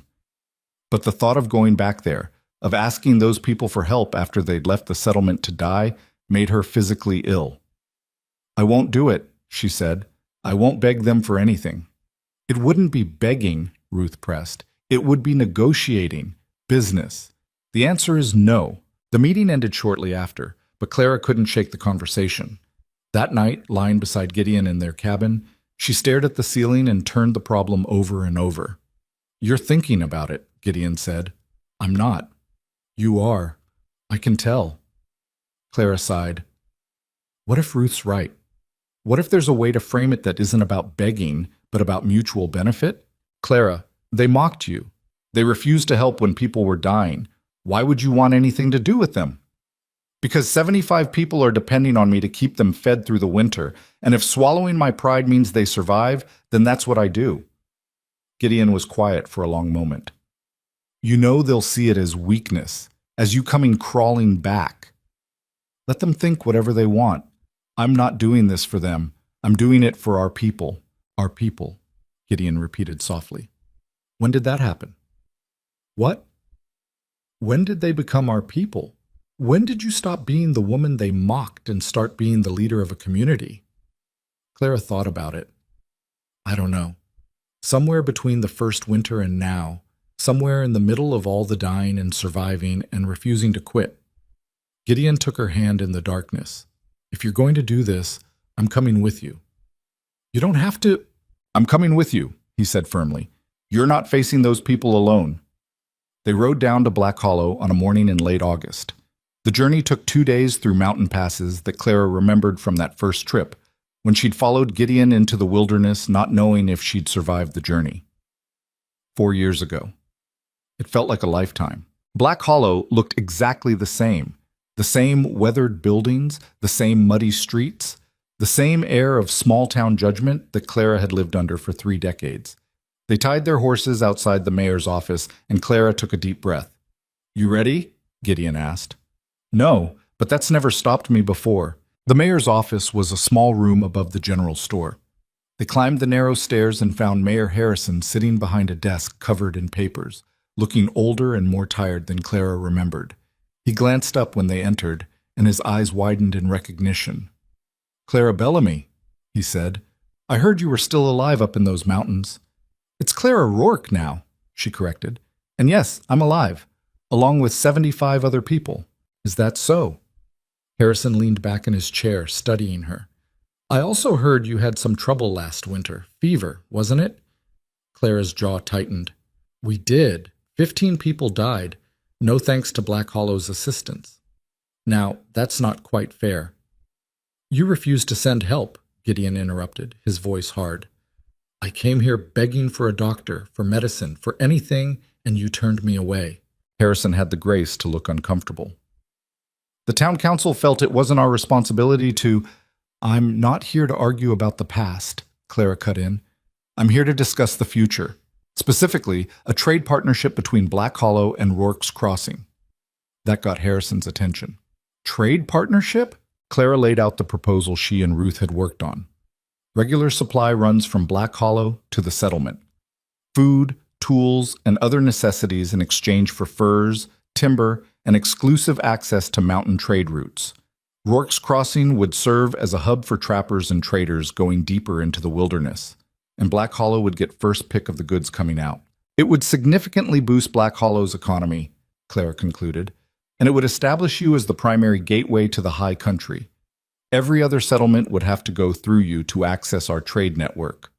Harrison listened with growing interest. And what do you get out of this? Survival, Clara said bluntly. Our harvest failed. We need food to get through the winter. After that, we're self-sufficient. But right now, we need help. So you are begging. Clara felt heat rise in her face, but she kept her voice level. I'm negotiating. There's a difference. Harrison drummed his fingers on the desk. Let me understand this. You want me to convince the town council to provide supplies to the settlement that half our residents think deserve to fail, in exchange for trade advantages that won't materialize until next year at the earliest. That's about it, Clara said. And if I refuse, then we find another way. We always do. But you'll have missed an opportunity to position Black Hollow as the most important trade hub in the territory. Clara leaned forward. Your town is dying, Mayor. I saw it on the way in. Half the storefronts are empty, the population's shrinking. People are leaving for bigger towns or heading west. You need this partnership as much as we do, maybe more. Harrison's expression darkened. That's quite a bold claim from someone who came here asking for help. It's the truth, and you know it. They stared at each other across the desk. Finally, Harrison sighed.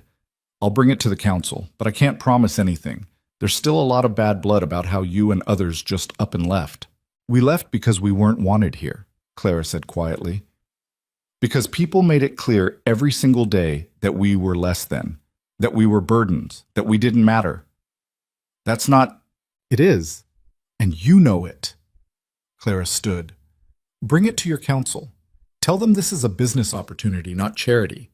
Tell them we're offering them a chance to be part of something bigger than their small-minded prejudices. And tell them that whether they help us or not, Rourke's Crossing will survive. We always do. She walked out before Harrison could respond, Gideon following close behind. They were halfway down the stairs when they heard a voice behind them. Miss Clara, is that really you? Clara turned to find a young woman she vaguely recognized, Sarah Peterson, who'd been just a girl when Clara left. She was heavily pregnant now, maybe 8 months along, and her face was lit up with genuine pleasure. It is you! Sarah rushed forward as fast as her belly would allow. I heard rumors you'd married Gideon Rourke and gone to the mountains, but I thought surely they were exaggerating. But here you are. Here I am, Clara said, caught off guard by the warm reception. I have to tell you, you're something of a legend among the younger folks here. The woman who escaped Black Hollow and built a whole settlement in the wilderness. It's terribly romantic. Clara almost laughed. Romantic. There was nothing romantic about the last 4 years. It's been hard work more than romance, I'm afraid. Still, you did it. You got out. Sarah's expression turned wistful. Some of us are still stuck here. You could leave, Clara said. If Black Hollow doesn't suit you, there are other options. With a baby on the way? My husband would never agree. He's got family here, obligations. Sarah shook her head. But maybe someday. Maybe when the children are older. They talked for a few more minutes before Sarah had to go. As Clara watched her waddle away, she felt a strange mix of emotions. Pity for the woman stuck in a life she didn't want. Gratitude that Clara herself had escaped. And a growing realization that maybe she'd misjudged some of Black Hollow's residents. Not all of them had been cruel. Some had just been stuck. Trapped by circumstance and convention, unable to imagine a different life. The town council meeting was scheduled for 2 days later. Clara and Gideon stayed at the boarding house where Clara had once worked, enduring whispers and stares from people who remembered the fat, pathetic woman she used to be. Except she didn't look like that woman anymore. 4 years of frontier living had transformed her. She was still heavy, but it was the solid weight of muscle and hard work. Her hands were calloused. Her face was weathered by sun and wind. She moved with confidence she'd never had before. Some people didn't recognize her at first. When they did, the reactions varied from shock to resentment to something that might have been respect. On the evening before the council meeting, Clara was sitting on the boarding house porch when a familiar figure approached. Mayor Harrison's wife. Clara stood slowly, preparing for confrontation. This was the woman who'd suggested that the fever was nature correcting their settlement's size. The woman who'd laughed when Gideon begged for help. Mrs. Harrison stopped at the base of the porch steps. She looked older than Clara remembered, with deep lines around her eyes and mouth. Mrs. Rourke, she said formally. Mrs. Harrison. An awkward silence stretched between them. I came to apologize, Mrs. Harrison said finally. The words seemed to cost her something. For what I said last winter, when your people were sick, it was cruel and unchristian, and I've regretted it ever since. Clara studied the older woman's face, looking for signs of insincerity. She found none, just genuine shame. Why? Clara asked. Why say such a thing in the first place? Mrs. Harrison's shoulders sagged. Because I was angry. My son left Black Hollow 3 years ago to go west, and I haven't heard from him since.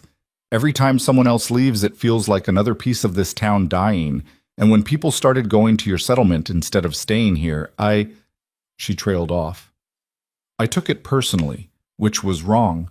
Those people weren't mine to keep. No, Claire agreed. They weren't.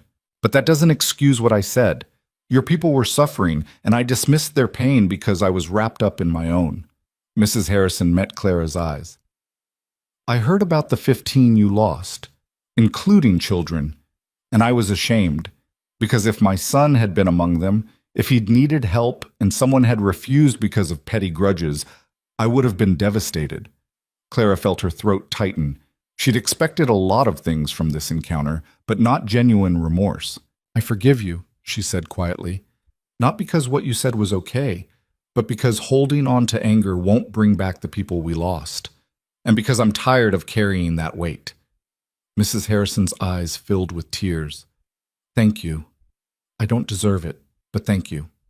After she left, Gideon came out onto the porch. You heard all that? Clara asked. Most of it. He sat down beside her. You're a better person than I am. I'm not sure I could have forgiven her. I didn't do it for her. I did it for me. Clara leaned against him. Besides, if we're going to work with Black Hollow, we can't hold grudges forever. Has to start somewhere. Assuming the council agrees to the partnership. Assuming that, Clara acknowledged. The town council meeting was held in the Red Mare Saloon, the same place where Gideon had chosen Clara 4 years ago. Walking back into that room felt surreal. Clara could almost see the ghost of her younger self sitting in the shadows, alone and hopeless, not knowing that her entire life was about to change. The council consisted of Mayor Harrison, 3 prominent businessmen, and Mrs. Peterson, who served as the town clerk. They sat at a table in the center of the room while a handful of curious townspeople gathered to watch. Harrison called the meeting to order and invited Clara to present her proposal. She stood and laid it out clearly and professionally. The trade routes, the economic benefits, the mutual advantage.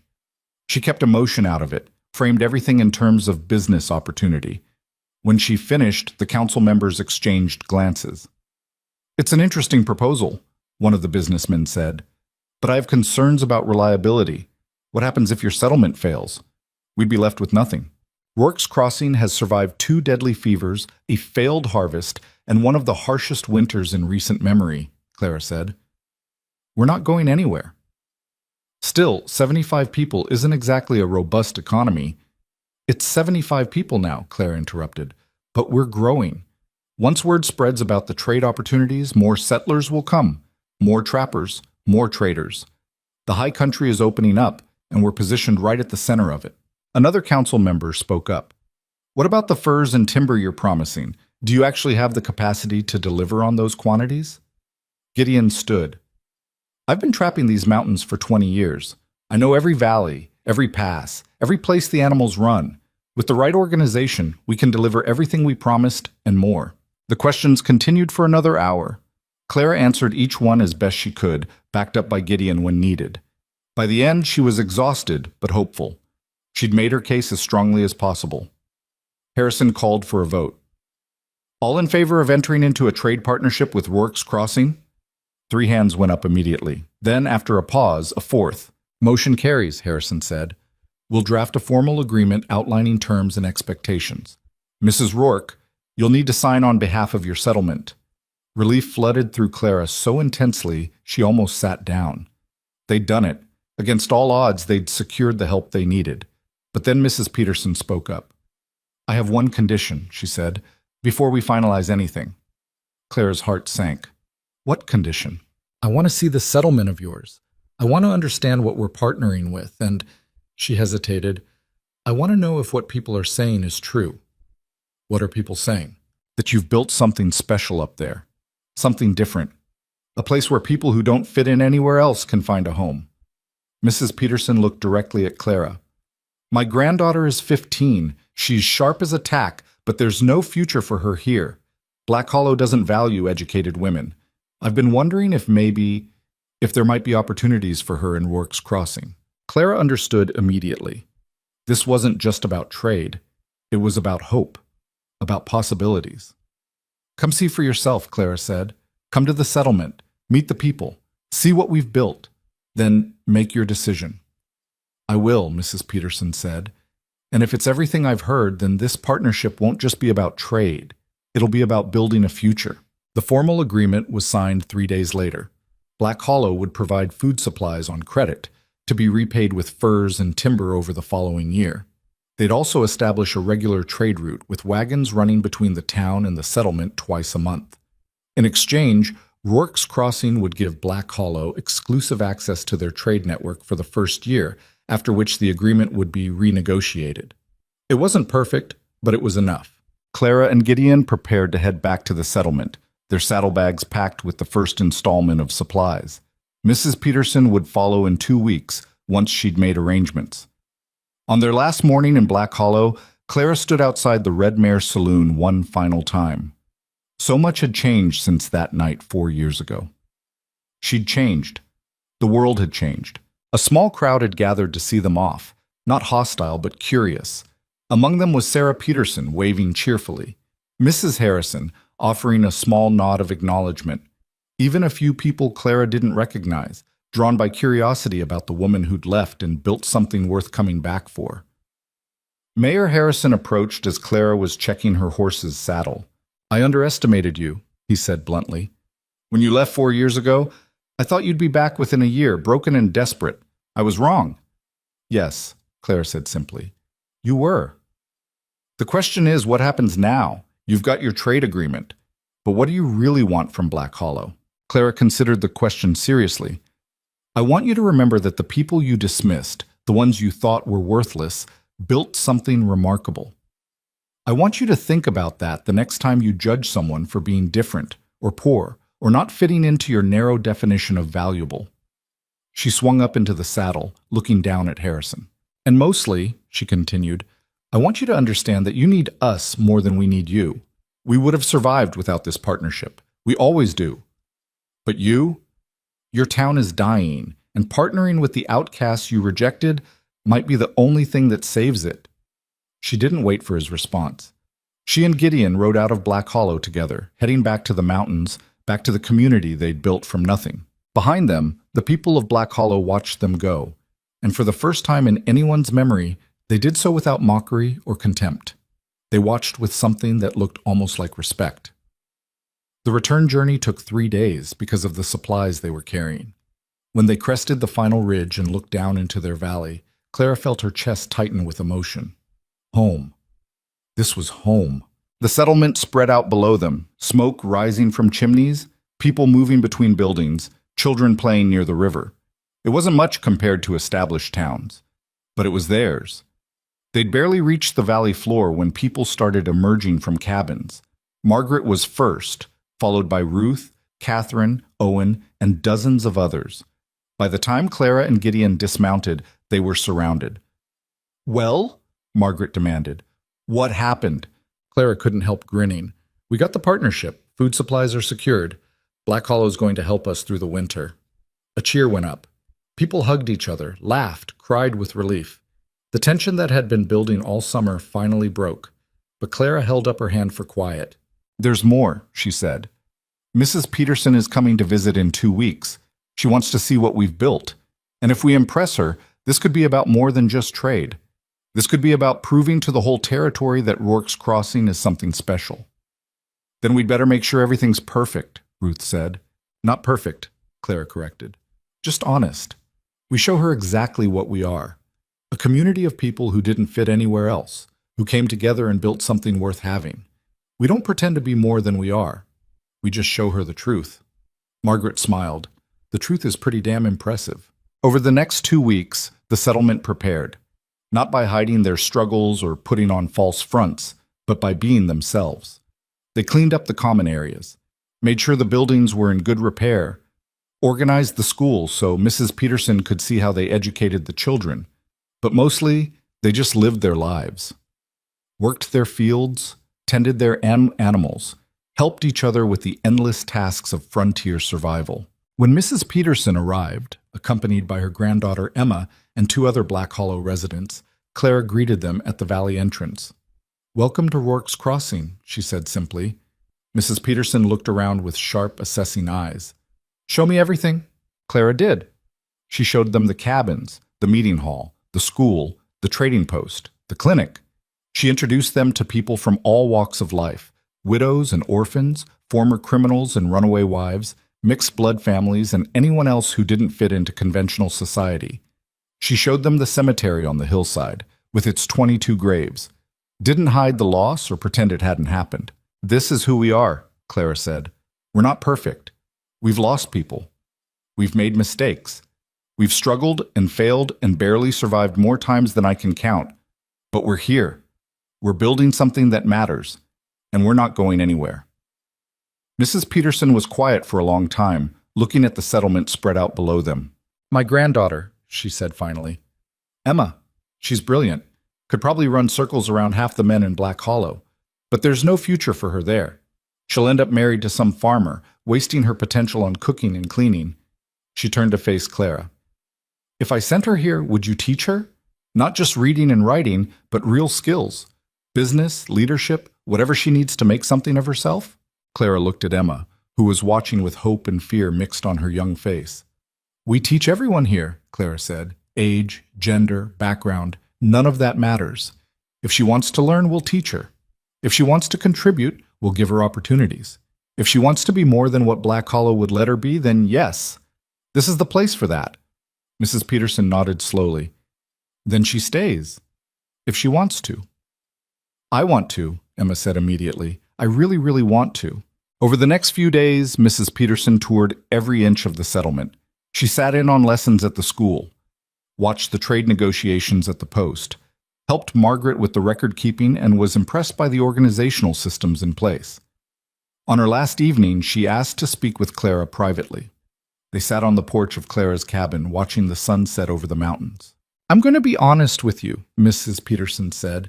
"When I first heard about this place, I thought it was just another failed settlement waiting to happen. The frontier's littered with them, people with big dreams and no practical sense. And now? Now I think you might actually survive.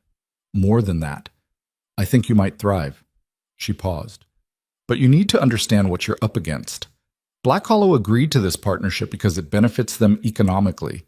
But a lot of people there still think you're going to fail. They're waiting for it, hoping for it, some of them." "I know.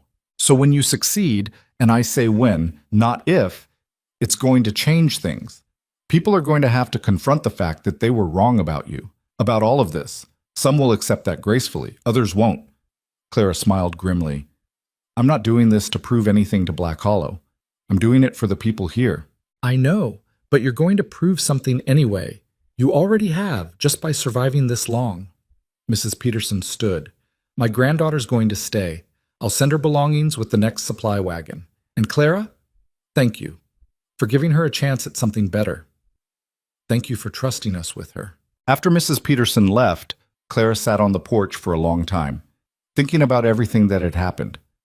4 years ago, she'd been the woman everyone mocked. Now she was the leader of a community that Black Hollow itself had to acknowledge and respect. Gideon came out and sat beside her. "You did it," he said. "You proved them wrong." "We did it," Clara corrected. "All of us." "But you led the way. You were the one who refused to give up, who kept fighting when it would have been easier to quit." Clara leaned against him, feeling the solid warmth of his presence. "I just did what needed doing. That's what leaders do." They sat in comfortable silence as darkness fell over the valley. Below them, lamplight glowed in cabin windows. Somewhere, someone was playing a fiddle. Children's laughter echoed across the meadow. It wasn't perfect. It would never be perfect. But it was theirs, built with sweat and tears and determination. And it was only the beginning. The years that followed moved faster than Clara could have imagined, each season bleeding into the next with a rhythm that felt both exhausting and exhilarating. The partnership with Black Hollow proved more valuable than anyone had predicted. Trade wagons came twice a month, then weekly as demand grew. Trappers and traders who'd once bypassed the high country started making regular stops at Rourke's Crossing, drawn by fair prices and honest dealing. Emma. Emma Peterson turned out to be everything her grandmother had promised. Sharp, driven, with a head for numbers that put Margaret's record-keeping to shame. Within a year, she was managing the Trading Post's accounts. Within 2, she was negotiating contracts that brought in revenue Clara hadn't dreamed possible. "You're going to run this whole place someday," Clara told her one afternoon in the spring of 1829. They were reviewing ledgers in the Trading Post, Emma pointing out opportunities for expansion. Emma laughed. "I don't want to run it. That's your job. I just want to make sure it's profitable enough to last." "Why? You could go anywhere now. You've got skills, experience, money saved. You could head to a big city, start a real business." "This is a real business," Emma said, looking offended. "And why would I leave? Everything I care about is here." Clara understood that feeling completely. The settlement's population had grown to 147 by 1830. New cabins went up every few months. The school expanded, with Ruth training 2 assistant teachers to handle the growing number of children. Owen's forge became a proper smithy with 2 apprentices. The clinic, after years of sitting mostly empty, finally got a real doctor when a physician named Samuel Morris arrived fleeing a scandal back east. "I made mistakes," Dr. Morris told Clara bluntly when he asked to stay. "Treated the wrong people, charged too much, got too comfortable. My wife left me. My practice collapsed. I've got nothing but my medical bag and too much pride to go crawling back." "Can you do the work?" Clara asked. "Better than anyone within 100 miles. Then do it. We don't care about who you were. We care about who you are now." Dr. Morris proved as good as his word. He set up a proper medical practice, trained several women in basic nursing, and established protocols for handling everything from childbirth to injuries to disease outbreaks. When the inevitable fevers and illnesses came, and they did, every winter, the settlement was prepared. The death rate dropped dramatically. People still died, of course. Old Joseph Grant's widow passed peacefully in her sleep at 73. A young man named Peter fell from a roof during construction and didn't survive the night. A little girl drowned in the river despite frantic rescue attempts. But the catastrophic losses of those early years didn't repeat. The settlement had learned, adapted, built systems that protected its most vulnerable. Gideon's role evolved too. He spent less time on trap lines and more time establishing relationships with native tribes, other settlements, and territorial officials. His reputation as a fair dealer and honest negotiator spread.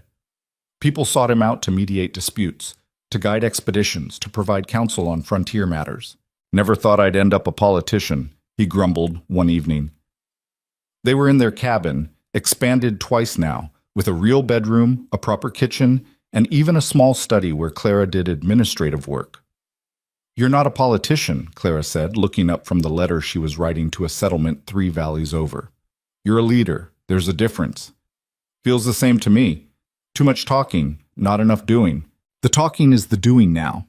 The settlement's big enough that we need diplomacy, not just muscle." Gideon grunted, but he didn't argue. He knew she was right. Their relationship had deepened over the years into something that felt unshakable. They'd been through too much together, survived too many crises, built too much side by side to ever doubt each other now. Clara couldn't remember exactly when she'd fallen in love with him. It had happened so gradually, so naturally, that there was no single moment to point to. But she loved him, deeply, completely, in the quiet, steady way that came from truly knowing someone. "Do you ever regret it?" she asked one night.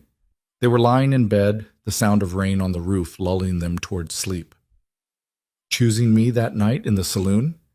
Gideon was quiet for so long she thought he'd dozed off. Then, "Every damn day." Clara's breath caught. "I regret that I didn't do it sooner," Gideon continued, "that I wasted years living alone when I could have had this. You. Us." He pulled her closer. "Choosing you was the smartest thing I ever did. Only regret is that it took me so long to do it." Clara pressed her face against his chest, feeling tears prick her eyes.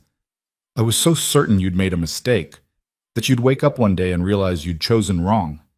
"Never. Not once." They fell asleep like that, wrapped around each other, 2 people who'd found home in the most unexpected way. But not everything was smooth. The settlement's growth brought new challenges that tested Clara's leadership in ways she hadn't anticipated. In the summer of 1831, a group of 23 people arrived from a failed settlement 200 miles south. Their own community had collapsed after a series of disasters, and they'd heard Rourke's Crossing was accepting newcomers. The problem was, they brought attitudes Clara hadn't dealt with before, a sense of entitlement, an expectation that they should have immediate say in how things were run, despite having contributed nothing yet. Their leader, a man named Robert Chambers, demanded a seat on the settlement council within a week of arriving. "We're not charity cases," he said during a heated meeting. "We're experienced settlers. We know how to run a community. And frankly, some of your systems here are inefficient." Clara felt her temper rising but kept her voice level. "What specifically do you find inefficient?" "The way you distribute resources, the decision-making process, the fact that you let women and half-breeds have equal say in important matters." Robert's tone made it clear what he thought of that arrangement. The room went dead silent. Margaret, sitting beside Clara, looked like she wanted to punch Robert. Emma's face had gone carefully blank, but Clara saw her hands clench into fists. "I see," Clara said quietly. "Let me be very clear about something, Mr. Chambers. This settlement was built by people who didn't fit anywhere else. Women, mixed-blood families, former criminals, runaways, outcasts of every variety. We don't just tolerate diversity here. We require it. It's what makes us strong." "That's a lovely sentiment," Robert said condescendingly. "But the reality is—" "The reality," Clara interrupted, her voice like iron, "is that you came here asking for help. We've provided shelter, food, and a chance to rebuild.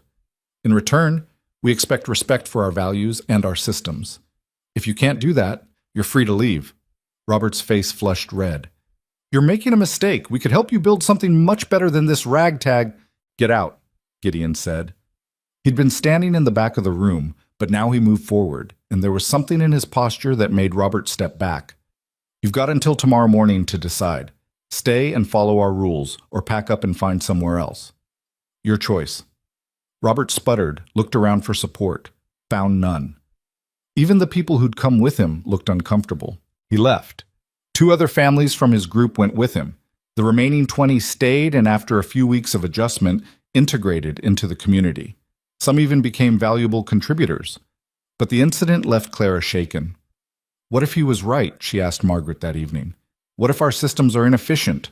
What if we're being too idealistic? Idealistic? Margaret laughed. Clara, we've survived 8 years in the wilderness. We've built a thriving settlement from nothing. We've weathered fevers, famines, harsh winters, and prejudice from every direction. If that's idealism, then idealism works better than whatever practical wisdom Robert Chambers was selling. But what if? No what ifs. Look at what we've actually built. Look at Emma, running our trade operations better than any man twice her age. Look at Dr. Morris, who was a failure everywhere else but is thriving here. Look at Thomas, Margaret's son, now 18 and one of the best woodsmen in the territory. Look at all the people who came here broken and found ways to heal. Margaret grabbed Clara's shoulders. You didn't build this place by being practical and efficient. You built it by being compassionate and stubborn and refusing to accept that some people matter less than others. Don't let men like Robert make you doubt that. Clara nodded slowly. Margaret was right. She usually was. The settlement continued to evolve. By 1833, they had 193 residents. The trading post was doing business with settlements as far as 3 weeks' ride away. The school was teaching 47 children, and Ruth had started an evening program for adults who'd never learned to read. Rourke's Crossing had a reputation now, a settlement that welcomed anyone, that treated people fairly regardless of background, that had survived everything the frontier could throw at it, and people noticed. The territorial governor himself visited in the fall of 1834, accompanied by 2 officials and a small military escort. It was a huge event. The settlement spent weeks preparing, though Clara insisted they not try to make themselves into something they weren't. Governor Mitchell was a sharp-eyed man in his 50s who'd made a career of frontier politics. He toured the settlement with obvious interest, asking pointed questions about governance, economics, and sustainability. Over dinner in the meeting hall, surrounded by the settlement's leadership, he finally got to the point. I'm going to be blunt, Mrs. Rourke. The territorial legislature is considering several settlements for official township status. That would come with significant benefits: legal recognition, protective services, representation in territorial government. But it also comes with expectations. What kind of expectations? Clara asked. Proof of stable governance, economic viability, population thresholds, the ability to maintain order and provide services. Mitchell paused. Rourke's Crossing meets most of these requirements already. What concerns me is the unconventional nature of your leadership structure. Meaning? Meaning you're a woman in a position of authority. Meaning you allow people of questionable background to participate in decision-making. Meaning your settlement operates on principles that some would consider dangerously progressive. Clara felt the old familiar anger rising. And you're suggesting we change those things to earn official recognition? I'm suggesting that recognition comes with scrutiny, and scrutiny might not look favorably on certain arrangements. Gideon leaned forward. Governor, with respect, this settlement has survived and thrived precisely because of our so-called unconventional arrangements. Change them, and you'd be destroying what makes this place work. I understand that. I'm simply warning you of the political realities. Clara stood. Then let me be clear about our reality, Governor. We built this settlement from nothing. We survived fevers that killed 15 people. We made it through winters that would have destroyed lesser communities. We created a place where people who were rejected everywhere else could find dignity and purpose. And we did all of that without official recognition, without government support, without anyone's approval but our own. She looked Mitchell directly in the eye. If township status requires us to compromise our values, then we don't want it. We'll continue as we are, independent and free, taking care of our own the way we always have. But if the territory is willing to recognize us as we actually are, unconventional leadership and all, then we'll gladly accept that partnership. Mitchell was quiet for a long moment. Then he smiled. That's exactly the answer I was hoping to hear. What? Mrs. Rourke, I didn't come here to convince you to change. I came to see if you'd stand by your principles when challenged, because the territory needs settlements like yours. We need leaders who won't compromise their values for political convenience. We need communities that prove different kinds of people can work together successfully. He stood and offered his hand. You'll have your township status, and you'll have it without changing a damn thing about how you operate. I'll see to it personally. The official recognition came through in the spring of 1835. Rourke's Crossing became one of the first officially designated townships in the high country. With it came legal protections, trading advantages, and a voice in territorial governance. But more importantly, it came with validation. Proof that what they'd built mattered, that it was legitimate and valuable and worth protecting.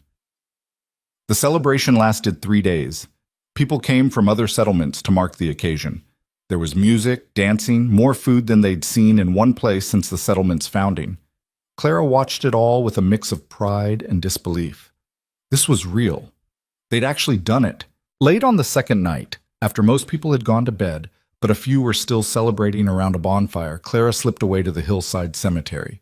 She did this sometimes when things felt too big or overwhelming, came to sit with the dead and remember. 22 graves now. The 15 from the second fever. The 7 from the first. Each one a person who'd mattered, who'd contributed, who deserved better than they got. We did it, she said quietly to the stones. We made it. I wish you could see what we've built. They can see it. Clara turned to find Gideon standing a few yards away. I didn't hear you follow me. Old habit, quiet feet. He came to stand beside her. You come up here a lot. They deserve to be remembered, especially on days like this. They are remembered. Every time we help someone new, every time we choose compassion over convenience, every time we refuse to give up on people the way the world gave up on them. Gideon put his arm around her shoulders. That's their legacy. Clara leaned against him, looking down at the settlement spread out below. Lamplight and firelight, laughter and music, life continuing in the valley they'd carved out of wilderness. I'm 50 years old, she said quietly. When did that happen?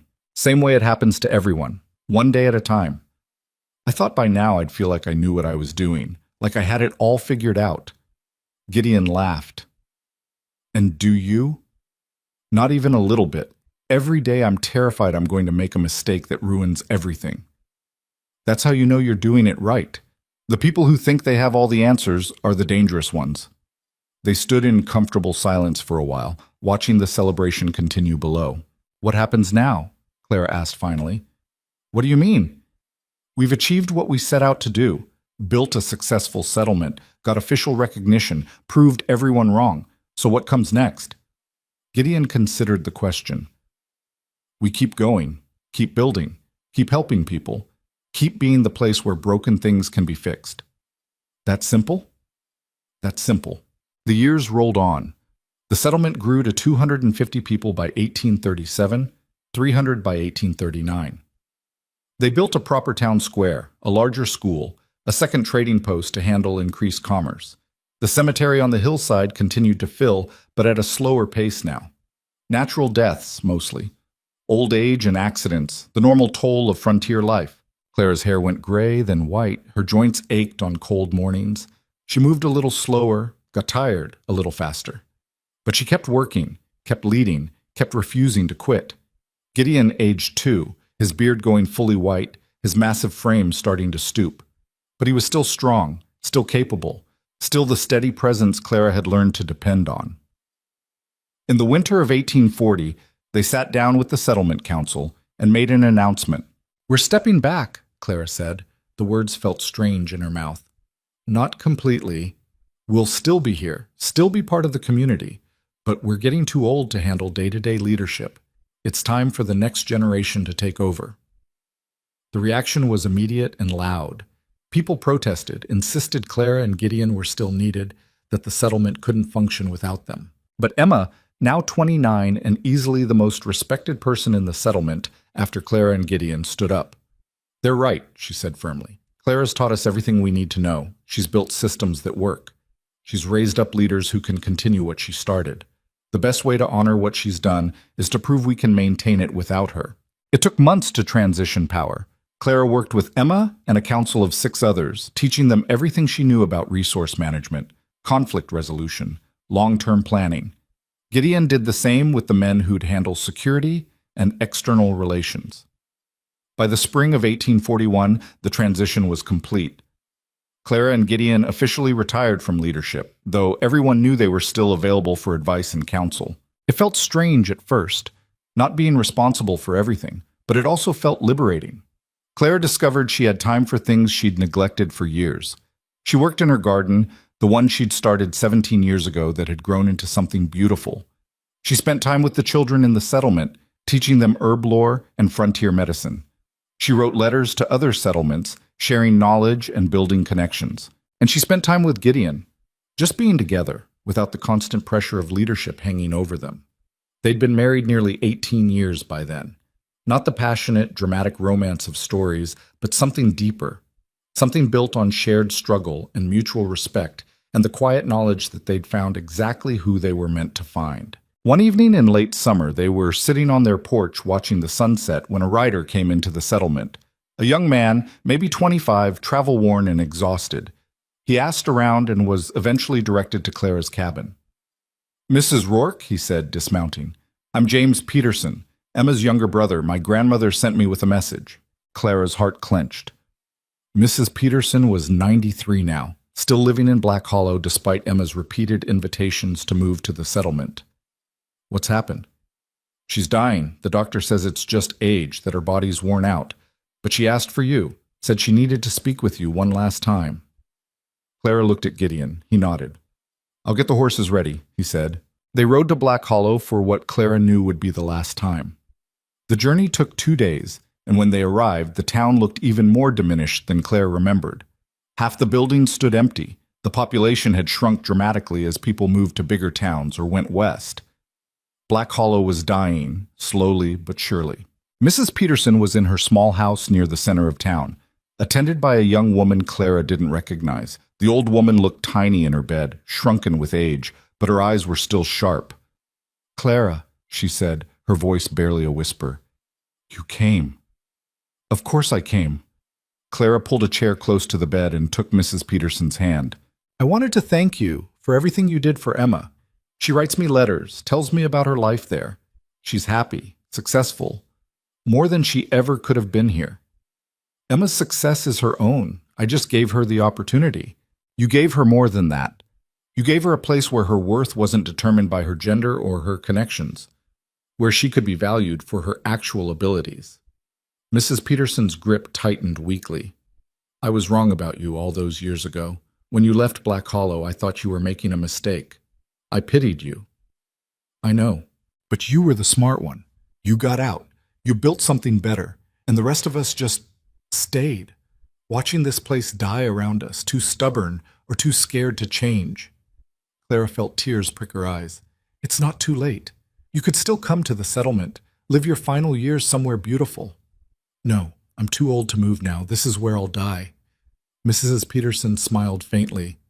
But knowing that Emma's there, that she's part of what you built, that brings me peace.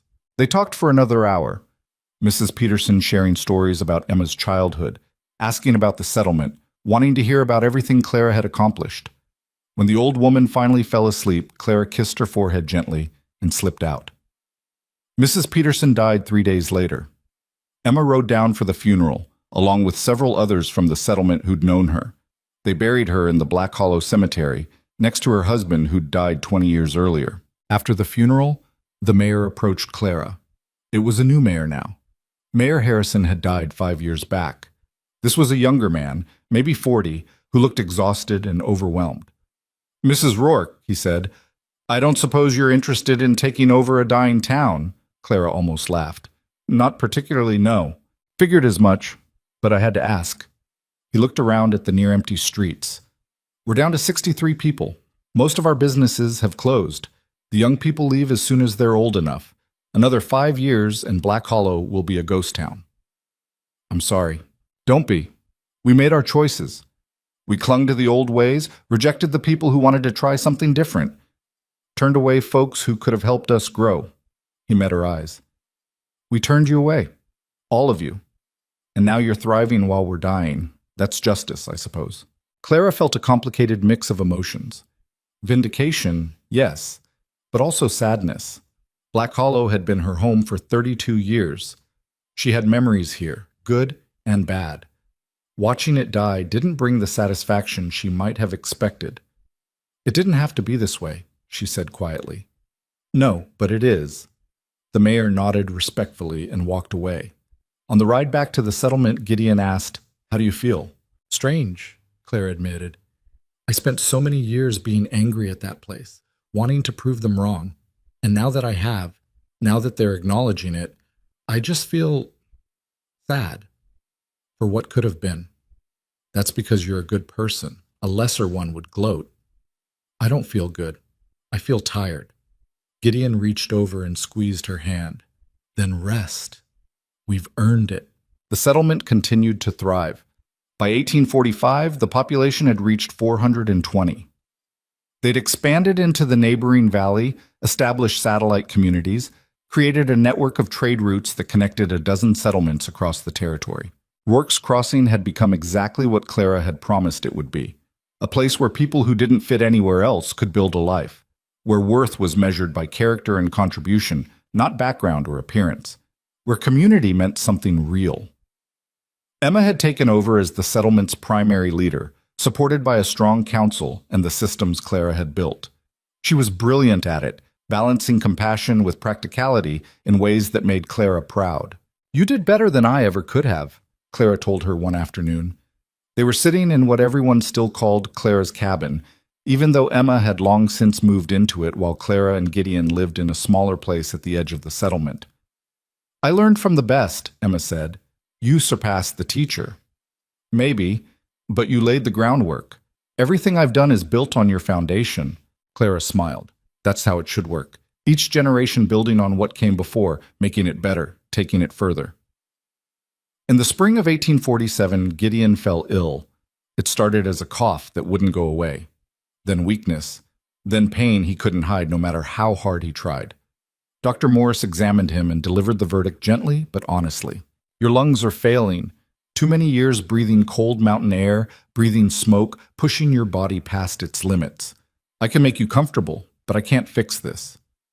Gideon took the news with characteristic stoicism. "How long?" "Weeks, maybe a month or two if you rest." "Then I'd better make them count." He did. Gideon spent his final weeks visiting with people, sharing stories, making sure Clara knew how much he loved her. He put his affairs in order, said his goodbyes, face death with the same quiet courage he'd faced everything else. Clara sat with him through it all, holding his hand, memorizing his face, refusing to waste a single moment they had left. On a clear morning in early June, Gideon woke up and looked at Clara with perfect clarity. "You know what I'm most proud of?" he asked. "What?" "That night in the saloon, when I walked past all those beautiful, acceptable women and chose you. That was the best decision I ever made. Everything good in my life came from that moment." Clara's tears fell freely now. "I love you." "I know. I've always known." Gideon smiled. "You're going to be fine without me. You're the strongest person I've ever met. You'll keep going, keep building, keep making the world better just by being in it." "I don't want to do it without you. I know. But you will anyway, because that's who you are." He died that afternoon, peacefully, his hand in Clara's, looking out the window at the mountains he'd loved his whole life. They buried him on the hillside cemetery, in a spot with a perfect view of the valley.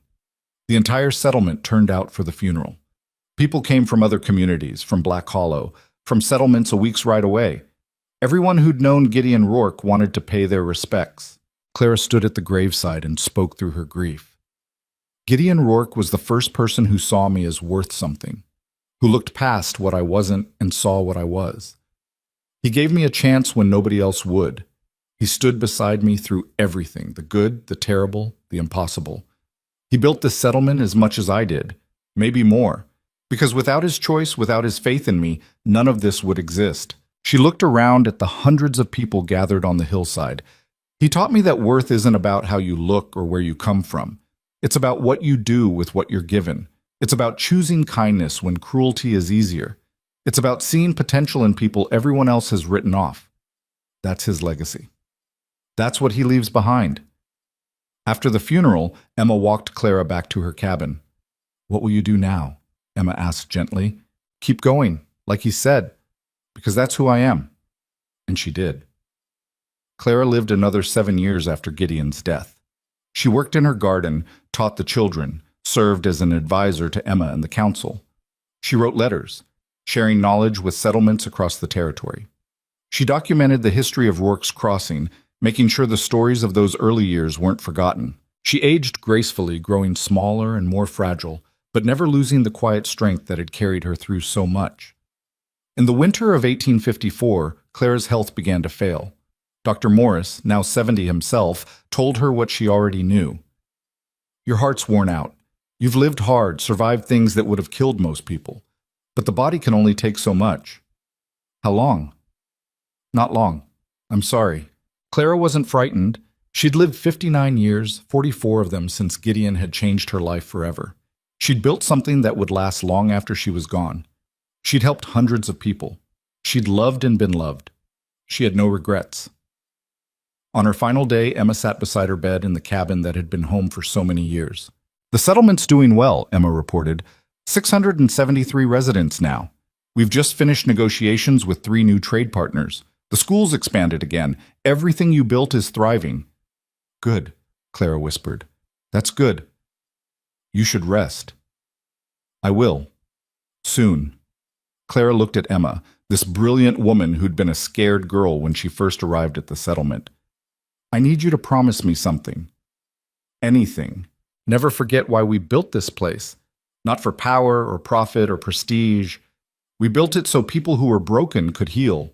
So people who were rejected could belong.